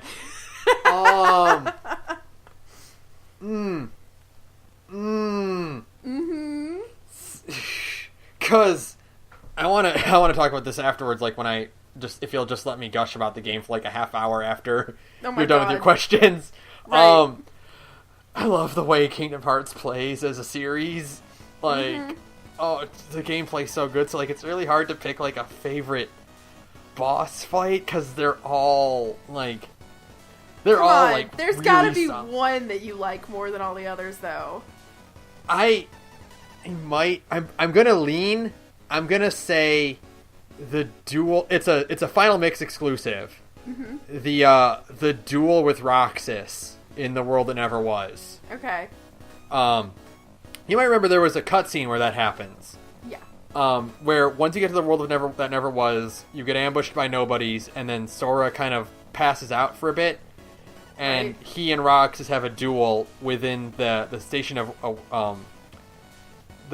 Awakening, where it's like the stained glass flooring. Mm-hmm. It's a cutscene in that. In Final Mix, you get to play that. Fuck and yeah. It's hard. It's so hard. But it's just like they play a theme that only plays during that battle, and it's a really somber, like deep, like remix of Roxas's theme. It has one of the best reaction commands for that boss ever, which is where Sora steals Oathkeeper and Oblivion from Roxas. What? So he wields all 3 Keyblades at once. Fuck, that's so cool. Okay, that's pretty cool. So, and there's also like one of those really cool, like, you didn't have to do this, but you did it anyway. Mm-hmm. So in 2, there's the drive system where you can, change your outfit to Master, Final, Wisdom, and Valor. Like you get 2 Keyblades for a lot of them. In Final Mix, you get Limit, which is Sora channels his previous incarnation, like his Kingdom Hearts 1 variation, and you get all of his abilities that are exclusive there, like Ars Arcanum and Zantetsuken and Ragnarok and stuff like that. And Strike Raid, which is one where he throws the Keyblade and then calls it back to him. Right. If you can only do Limit. Limit doesn't consume a party member, so you can just do it whenever. Mm-hmm. So you can only use the Limit in that boss fight because there's no party members available. Right. If you do Limit and then take Roxas's Keyblades and then do Strike Raid, he throws all 3 of them. Oh, that's fucking rad. So it's like, well, you didn't have to program that because that's like a weird like set of circumstances that might not always happen. But if you pull it off, he does throw all 3 for triple the damage. That's pretty cool. Fuck, that's pretty cool. Okay. Yeah, and so, like, he's fighting them, and, like, he doesn't, like, carry them, of course, that'd be dumb. They float around, like, behind his back. Yeah. But, like, it adds to his combo, and it's just like, oh, it's so cool. It's cool. Yeah, that's pretty cool. Close second would be, the final fight with Xemnas, because of that finisher. That finisher, though. No matter what anyone has to say about Kingdom Hearts, show them a GIF or a webm of the laser dome. Yeah, and the they'll be laser like, dome all right, is so fucking cool. All right, that's dope. That's real dope. It's so fucking cool. Like, really, I am of the belief, especially in, like, action JRPGs, and any game, really, other than horror games, but, like, especially, like, wish fulfillment kind of games like this, and, you know, like, certain stuff like that, your ultimate goal should always be to make the player feel as cool as fucking possible. Yeah! Like, because video games are at least in part a wish fulfillment thing, unless you're, like, trying to say some other kind of, like, thematic thing. Like, you know, it doesn't apply to everything, but if you're having, like, a cool boss fight... If you're playing an action game, and you know, or you're playing, like, a shooter or something like that, like, you wanna be like, you wanna feel like a big tough guy. You wanna be the cool like person doing the cool things. Yeah, so, like, your ultimate goal in situations like that should be making this person feel like, the player feel like a total badass. You never feel more badass than the Laser Dome in Kingdom Hearts 2, for sure. And this is coming from somebody who does not play Kingdom Hearts. Yeah. The final fight of Kingdom Hearts 2 is so fucking good. It's just awesome. Now, I will, also when I forgot, like, I think there's one that I actually like more. I think the final boss in Point 2... Oh, yeah? Can almost beat the Laser Dome. What? Because it's one that you actually have more control over. One of the things they added in Point 2 that's kind of, I think it's going to be exclusive to Point 2, is that you have, instead of reaction commands, you have situation commands. Okay. Which is, you have a little meter above your attack, or like your life bar. Which is, and the more, if you just do a bunch of standard attacks, you get a powerful finisher when that meter builds up. Right. If you do a bunch of fire spells, you get Firaza to finish it off. If you do a bunch of thunder spells, you get Thundaza. You know, the fourth level spell, you do a huge... Thundaza is basically Aquacast's indignation when she does Thundaza. Yeah, that's pretty fucking cool. Okay. When Mickey joins your party very briefly, you get one where, if you do a bunch of standard attacks and Mickey's around you, you do one where you and Mickey basically do flash steps in midair, like, into enemies. So, like, you're just, like, dashing back and forth through enemies. On the final boss, there is a exclusive, unique version of that, where the final boss is a giant, massive swarm of shadows. What? That you just start, like you remember the opening, like, the very first trailer they had for Kingdom Hearts 3, where it shows Sora fighting that, like, spiral of Heartless? Yeah. You fight that. Oh, fuck yeah. That's awesome. And it's really cool, and it's super big and crazy, and you do, like, a unique variation of it, where I can't, like, describe, like, what they do, because, like, it's a bunch of cool acrobatic teamwork, dual tech stuff, but, like... Yeah. I'll try to link you a clip to it on YouTube afterwards, because I'm sure there's gonna be one up there already. But, like, sure. it's super, super dope, and that's pretty cool. And it's not like a reaction command, like in where it's just mash X and triangle. It's like you are doing it. Yeah. Like you're making that cutscene happen, basically. Right. That's cool. So it's super fucking cool. That's pretty fucking cool. Yeah. Okay. So yeah, those are my 10 questions. All right. About Kingdom Hearts. So I hope. Yeah. I feel like I've been informed. I hope that, like, helps kind of contextualize a lot of things, because, like, again, it's their own fault for releasing it on so many different platforms and making it, like, almost impossible to get the full story, you know, unless you are a diehard like that. So there's a lot of things we confuse, because, like, there's a lot of... Every game is important. There aren't any side story games. Yeah, and the problem is, it's like, you know, it's definitely, in a way, it's almost like a kid's... The reason it works for kids is because, frankly, kids have more free time. You know what I mean? Yeah. It doesn't work a full-time job, so it's not like you can really invest... Jesus God, the 60 hours per disc to be ready for Kingdom Hearts 3. You know what I mean? Like... So having this little primer is good. So when I do eventually play Kingdom Hearts 3, it might make a little bit more sense to you. It might make a little bit more sense, because, I mean, I'll probably get caught in the Kingdom Hearts 3 hype train for sure. Let's be realistic for a minute. Honestly, like, you should pick... I think the 1.5, 2.9 disc is only going to be $40 anyway. You should pick it up when it comes out. It's going to come out in, like, middle of March. I might. Because... Birth by Sleep is a really, really, really good game. Yeah. you would really like Birth by Sleep. Yeah. I think, like, out of all of them, I think you would like that one the most. I feel that. I really liked Crisis Core, and it was made by that team. Yeah. It basically is Kingdom Hearts' Crisis Core. Right, where it's like surprisingly good and surprisingly dark for that installation of the series. Yeah, I mean, that game ends with the heroes losing. Yeah, for sure. All of them lose. Because it's a prequel game. Prequel games are supposed to be that way. Well, these characters aren't in the main game. I wonder what happens. Oh, they lose. Oh, no. They're doomed to. Yeah. So, I love Kingdom Hearts a lot. You do. I just, like, someone just, like, I think it was actually on Penny Arcade, where they're like, to explain, like, the appeal of it, it's like, imagine if it were, like, your favorite thing. Like, imagine if it was Kingdom Hearts, but, like, for you, what if instead of Disney characters, they were all Tails characters? Those games actually do exist, and they're not very good. But I get what you mean. But I mean, like, if it were good. Like, if it was okay, well, you know what? Go team up with Lloyd, and then go team up with Yuri, and then go team up with Luke. I know. And, like, that's your game. Or, like, what if they were all Nintendo characters? What if you were teaming up with Mario and Link and Donkey Kong? Yeah, that's cool. So, like, that's... If you're a big fan of, like, Disney and stuff, like, that's the strongest appeal of it, is that, like, you get to go around, and Sora makes a great player avatar character. Right. For that regard. So it's just go around and have fun and meet these characters, and you get to see Mickey Mouse do cool things. Right.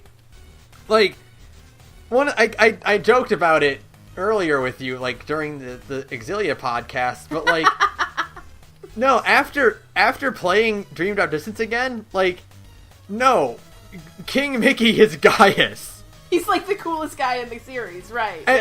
But what I mean is that, like, when playing 3D, some of the sleeping worlds you go to, because the way they do it is that, like, the sleeping worlds, you go to them at various points in their timelines. Mm-hmm.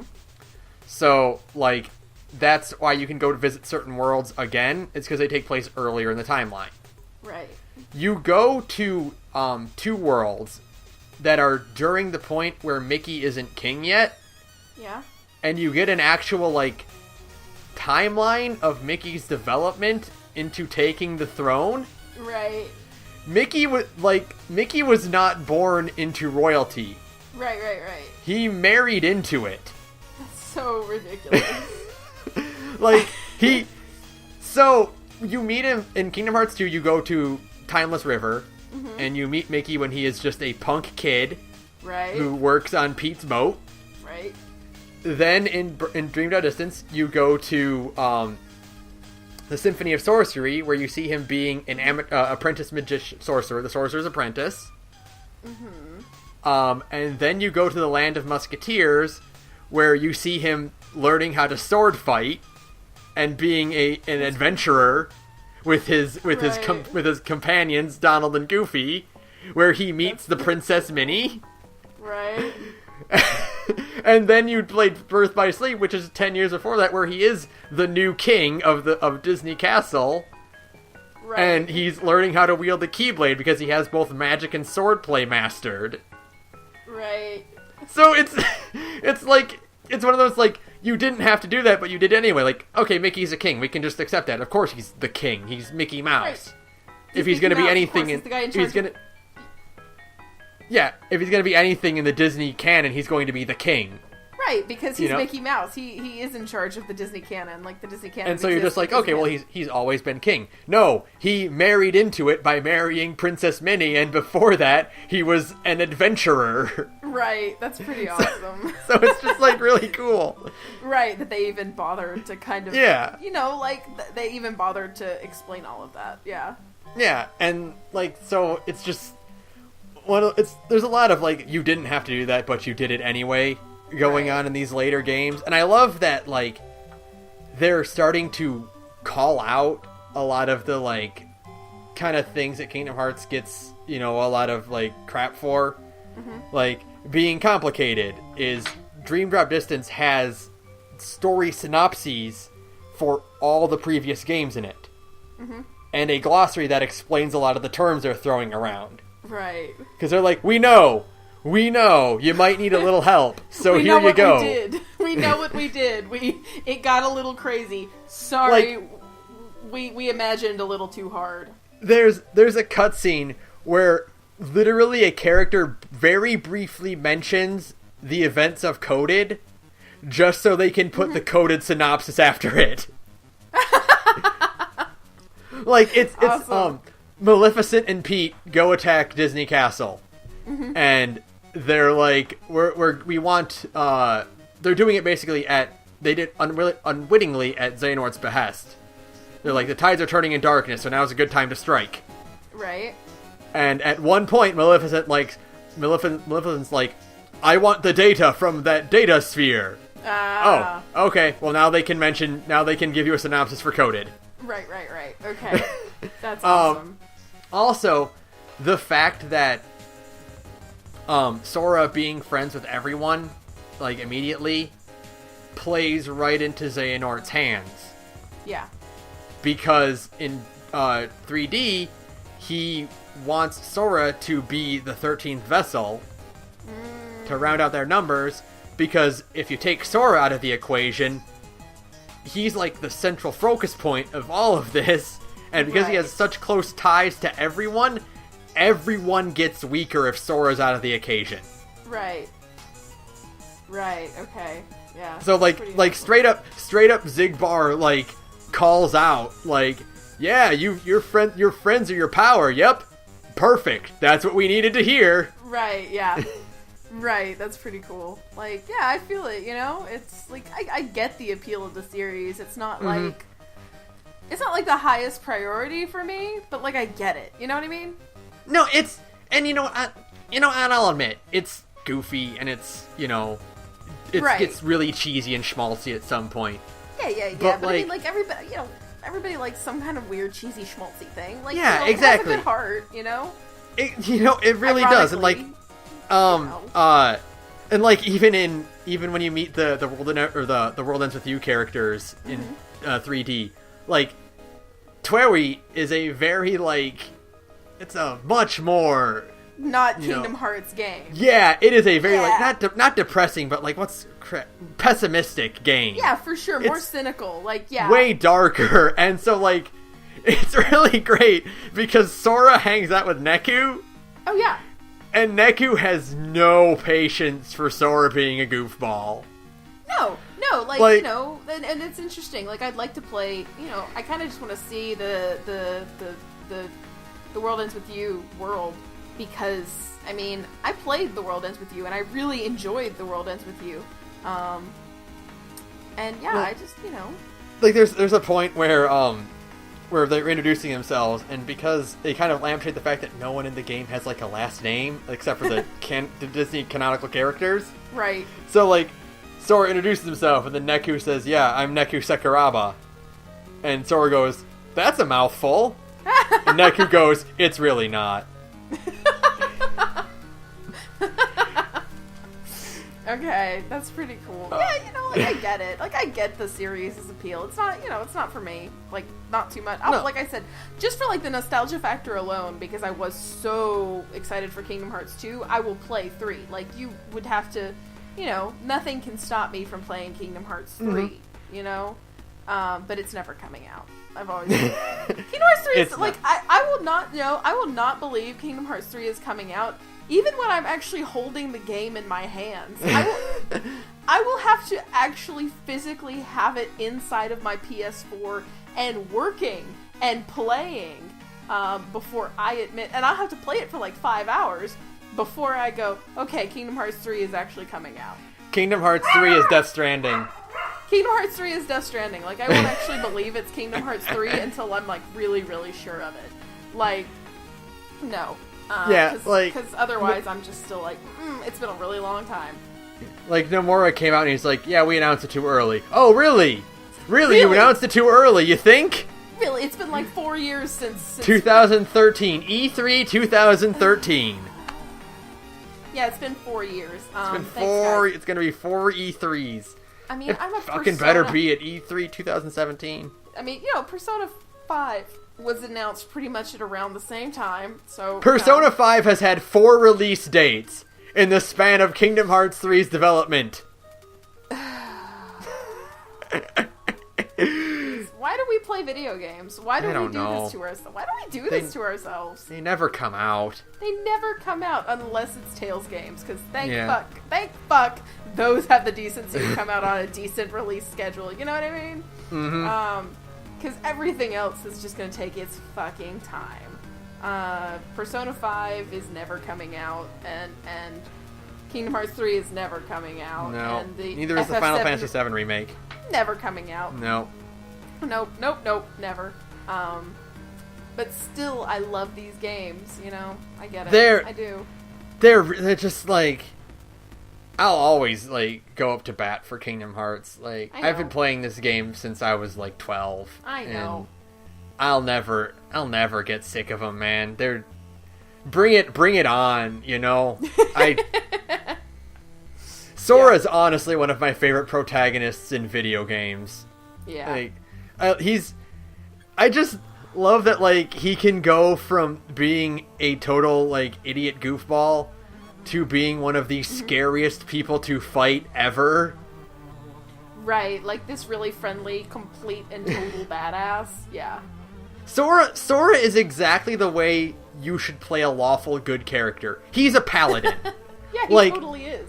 He will, if you're not immediately hostile to him, he will befriend you and he'll, do anything you want for him, If you're an enemy, no mercy. None. Zero. Yeah. Like, it's very interesting to me that, like, he's not interested in redeeming the villains. Like, when you meet the Organization 13, he questions them and he asks them, like, why they're doing what they're doing or whatever, like, how can you do this, whatever. But if they're not gonna ask for forgiveness, he's not gonna give it. He has a scene where, like, after you defeat Xemnas, they ask, like, doesn't he remember what it's like to have a heart? Like, don't you remember what actually is in a heart? Mm-hmm. He doesn't. So, okay, that's it. He's not going to mourn the fact that this guy's, dying. Right. It's cool. and plus, like, I really hope they bring back reaction commands in 3. Oh, I know. Because, like, one of my favorite parts, they're super cool. And I can't believe how many of them involve Sora stealing his opponent's weapons and beating them with it. Like, so many of them are just, I'm gonna steal your weapon and then hit you with it. It's pretty cool, though. It's pretty He's cool. like Edward Elric. There's no such thing as dirty fighting. Right, because it's a fight, and... Yeah, cheat! Yeah, cheat to win. Like, it's pretty cool. Yeah, like, Kingdom Hearts, I definitely like... I love Kingdom Hearts' brand of action RPG, for sure. Like... I don't know why Square doesn't do more like it. And I've heard 15 plays a lot like Kingdom Hearts. 15 does. Everything I've seen of the gameplay, it kind of plays like a techier Kingdom Hearts, because there's like a teleport across the map mechanic that I actually really want to play 15 just to kind of get my hands on. Mm-hmm. And like what we've seen of the 7 remake will play a lot like Kingdom Hearts. But like, why isn't that formula used more? Like, I understand the appeal of 12's mechanics. I would like 12 a lot more if it was just a standard action RPG. Yeah. If I could just press the button and they attack, I'd like that way more. Like, I feel it, yeah, for sure. Like, I just really I like Kingdom Hearts' battle system. I like its floatiness. I like that it's very airborne, Oh, yeah. Yeah, it's so vertical oriented that it's just really fun. It's just fun, man. I mean, that's the one thing about, like, I'll never, like, as much as maybe sometimes the writing can kind of make me a little eye rolly sometimes. And it's not, it's just not my cup of tea. It's not that I even think it's bad. It's just not my thing, For all of that, like, fuck, those games are fun, right? Dude, playing them is so, like, 2 is one of my favorite games of all time. Just because, so fast and responsive and fun, and there's so much variety in everything you can do. And it's like, just it responds. Like, I think that's the best. I think that's the best way to like describe Kingdom Hearts, is that it responds exactly the way you want it to. You know? Yeah, exactly. Like, it's so fast paced, and there's just so much, and I cannot wait to play it in 60 FPS. Oh, I know. Yeah, that's pretty cool too. That's pretty cool too.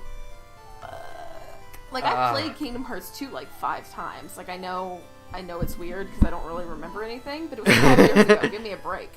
You remember the gameplay more than the story. I do. I remember the gameplay very, very well. I literally had a save on my PS2 that was before the big 1,000 Heartless fight. Oh, the 1,000 Heartless battle was like the best. I literally just had a save right before it so that I could sometimes like fire it up and just play that part because just go do that. So much, oh, it's so good, man. Because it's like for one, it's a Kingdom Hearts Muso game.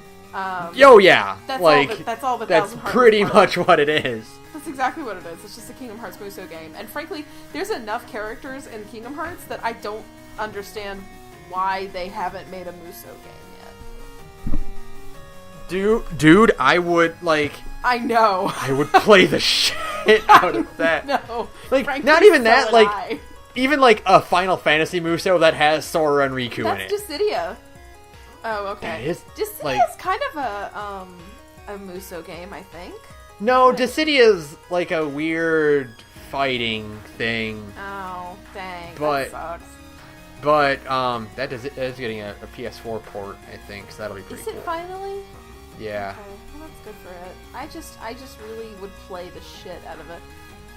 Even as somebody who doesn't play Kingdom Hearts, if they were like Kingdom Hearts Muso, I'm like, I'm there. Yeah, I'd be in. Yep. Yeah, I would just, throw a bunch of Heartless on the field, and you just cut through them, and it's And you simple. pick you get to pick. They've got enough playable characters that it would be interesting, you know? Yeah, for sure. Like, sign my ass up. Yeah. Because the games are fun, like, for sure. They are just fun. They are just fun. Oh my god. You know? Like, they just play so well, and they make you feel cool, and they're bright and sparkly, and they have good sound effects. Yeah. Dude, okay, I want to just talk about, like, I think Kingdom Hearts has the best menu sound effects in any game ever. I don't feel it. I don't know what it is, but just like the clicking and the whooshing sounds. They have one whenever you like equip an ability. Yeah. Like a really satisfying like click noise plays, and it's the best. Sound design is so important. I think we could maybe do a whole podcast trying to describe our favorite like weirdo menu sounds. That would be really boring, but I feel like I literally feel like you and I could have like an hour and a half long conversation about video game sound effects. We'll spend 40 minutes trying to vocalize the Yoshi sound from Super Mario World. Yeah, no, it's so good. We probably could do a whole podcast about that now that I think about it. But yeah, man, Kingdom Hearts is just like, it's kind of mastered the art of being just like really, really like a sluts machine, you know? Like a sluts machine plays all the right noises to let you know that you've done good, that you did a good, like I was saying the other night. Kingdom Hearts is really good about letting you know you did a good by like visual cues and sound cues and what's happening on screen and all these little things, and the reward is just like, yeah, this is awesome, I'm gonna keep doing this forever. It's like crack, you know? They're rock solid games, all of them. The only one I would say that is not is Chain of Memories. 1. Well, one has not aged well. It's a rock solid game, but going from 2 and 3D back to 1 is rough. Yeah. Because 1 has really shitty jumping mechanics and 1 has a really, really bad camera. Yeah, but 2 is so fucking solid. I mean, if you never played another Kingdom Hearts game except 2, you honestly as good. I mean, you know, like if you just wanted to play like a good, like action RPG and not play any of the others, you know, you just want to like get your fix, you know, kind of like scratch that itch. Yeah. You really can't go wrong with Kingdom Hearts 2. Yeah, no. You know? You really... If you don't care about the story, then yeah, you can just play 2, and 2 has rock-solid gameplay. And lots of different, like, unique areas and little, you know, all the little gameplay gimmicks in each area is really fun, you know? This is something I noticed, like, after, like, playing it recently on the PS3, like, there are so many mini-games in Kingdom Hearts 2. Oh my god! Oh my god, And just the I would honestly just play a whole game of the Tron world. Oh, man. Mm-hmm. See, you should play 3D because you go to Tron Legacy World, and it's just like, oh, it's so cool. It's so cool. Video game Jeff Bridges is kind of funny, too. It's the dude, but he's in a Kingdom Hearts game. I know. It's really weird. I can't wait. I hope they up-res the models even more for the PS4, because I want to see photorealistic Jeff Bridges, or Jeffrey Rush, and Johnny Depp and Orlando Bloom. Next to Pete. Yeah. Oh, yeah. It's just like... That cognitive dissonance is so powerful that you feel like you need to, like, sit down, you know what I mean? I love it, because, like... In the other worlds, like, okay, well, you can get away with, like, okay, well, no one's asking about the walking duck and the dog thing, because, like, whatever, it's not important. Still, yeah. But then you see photorealistic Johnny Depp, God. and it's like, oh, right. Oh, God, it's so weird. And anime Sora is, like, his proportions mean he's, like, half their height. Oh, I know, it's just so strange. It's just, like, weird. I want to find who thought that was a good idea. Like, who thought the Pirates of the Caribbean world was a good idea, and be like, why? I need like, why they didn't just, like, cartoonify them, you know? Or like, I know that Pirates of the Caribbean was super popular when that game came out, but still, cut content exists for a reason. Sometimes ideas deserve to be left on the cutting room floor, and Pirates of the Caribbean is definitely one of them. I'm just like, I think it was like, because one of the big appeals of Kingdom Hearts is that, like, hey, we got the original Disney voice actors to be their characters again. Mm-hmm. And, well, if you couldn't do that for the live action movie, well, just make it look like them at least. That's really weird. Yeah. Although, that's not Jack Skellington's original voice actor. No, ironically, none of the Pirates, the Caribbean characters are voiced by their original actors. Yeah. Because they were busy filming Pirates 2 and 3. That's hilarious. Although I do remember playing Kingdom Hearts 2 and thinking that the guy who did the Johnny Depp voice was a really good sound-alike. That is, James Arnold Taylor, actually. The voice of Tidus. Who is doing... Really?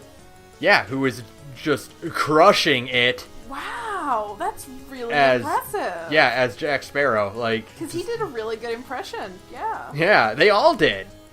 Wow. I don't know who everyone else is, but, like, they all, like... people are like, yeah, oh, that's them. No, it's not, but it sounds exactly like them. That's actually really impressive. Yeah, good for them, then. I'm a huge Nightmare Before Christmas fan, and I was really, really bummed that that's not Jack Skellington. When he opened, like, as soon as he opened his mouth, I was like, "Aw." No, that's him. Hmm? That's him. Are you really? Yeah. He just doesn't.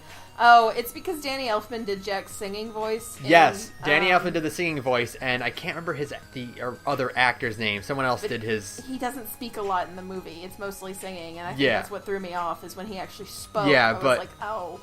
Yeah, it's not quite the same because, I mean, Danny Elfman is Danny Elfman. Yeah. But you can't his get voice Danny is more Elfman. memorable. Yeah, his voice is more memorable as Jack, but that is Jack's original speaking voice actor. Okay. They did pretty good for Night Before Christmas. I think one of the Lock, Shock, and Barrel trio is not. Mm-hmm. Yeah. It's the Lion King where they really. Yeah.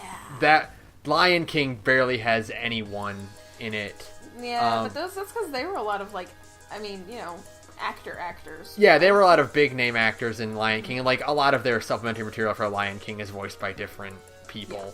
Yeah, so, like, you know, I get that. I think Timon is like, oh, Quentin Flynn's doing Axel, so let's just get him to do Timon too.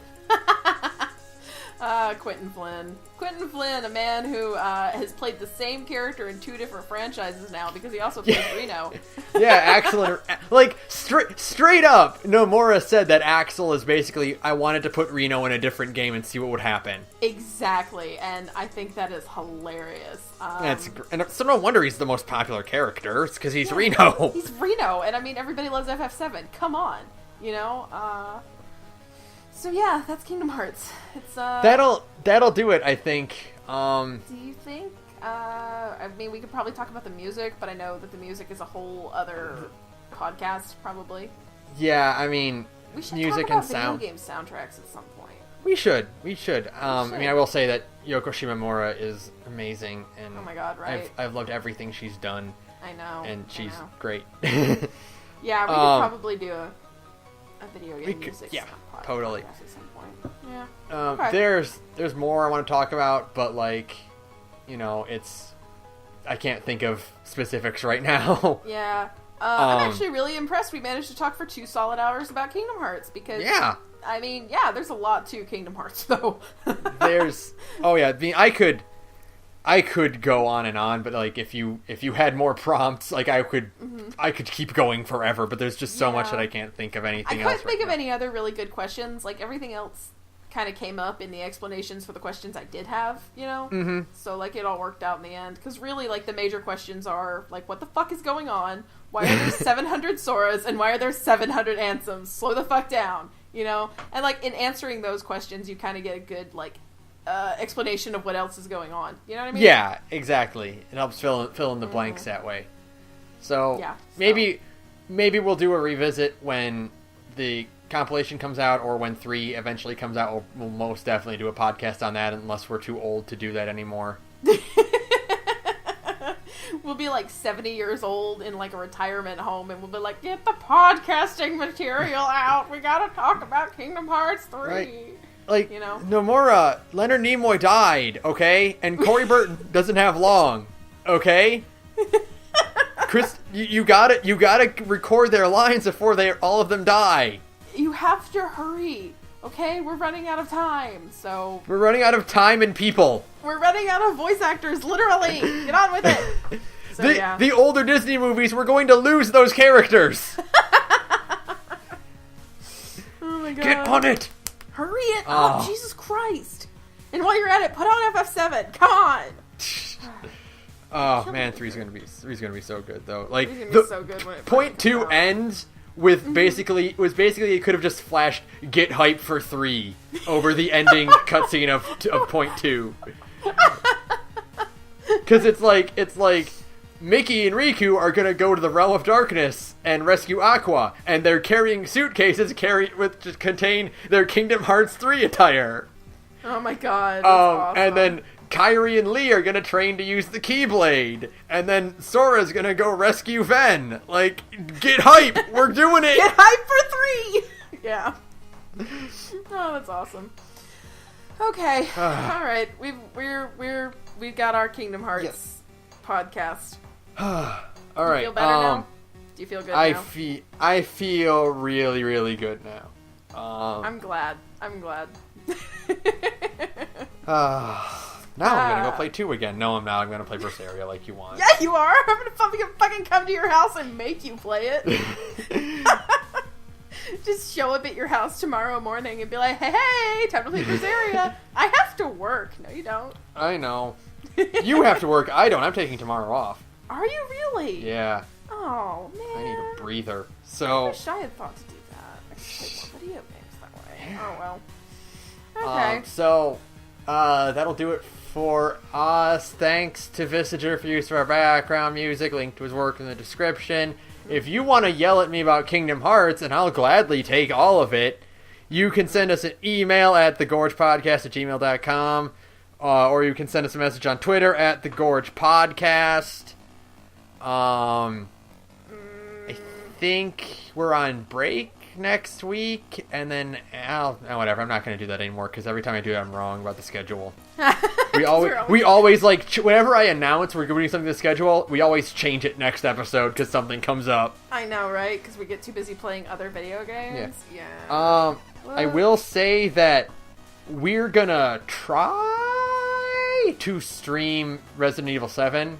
Ooh, okay. I'm going to see if we can get that to work.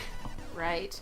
I'm gonna set up a Twitch channel and see if we can work out a way that Sarah can play it, and then I can talk, and everyone can hear both of us. And then everybody can make fun of you for for being a coward. Big scaredy cat. It's okay. So we'll try to work that out like next weekend if we can get that working, and if we can, I'll put it on Twitter and Tumblr and everything like that. Cool. So that'll do it for us. Fuck Zalden. Fuck Zalden. Holy shit.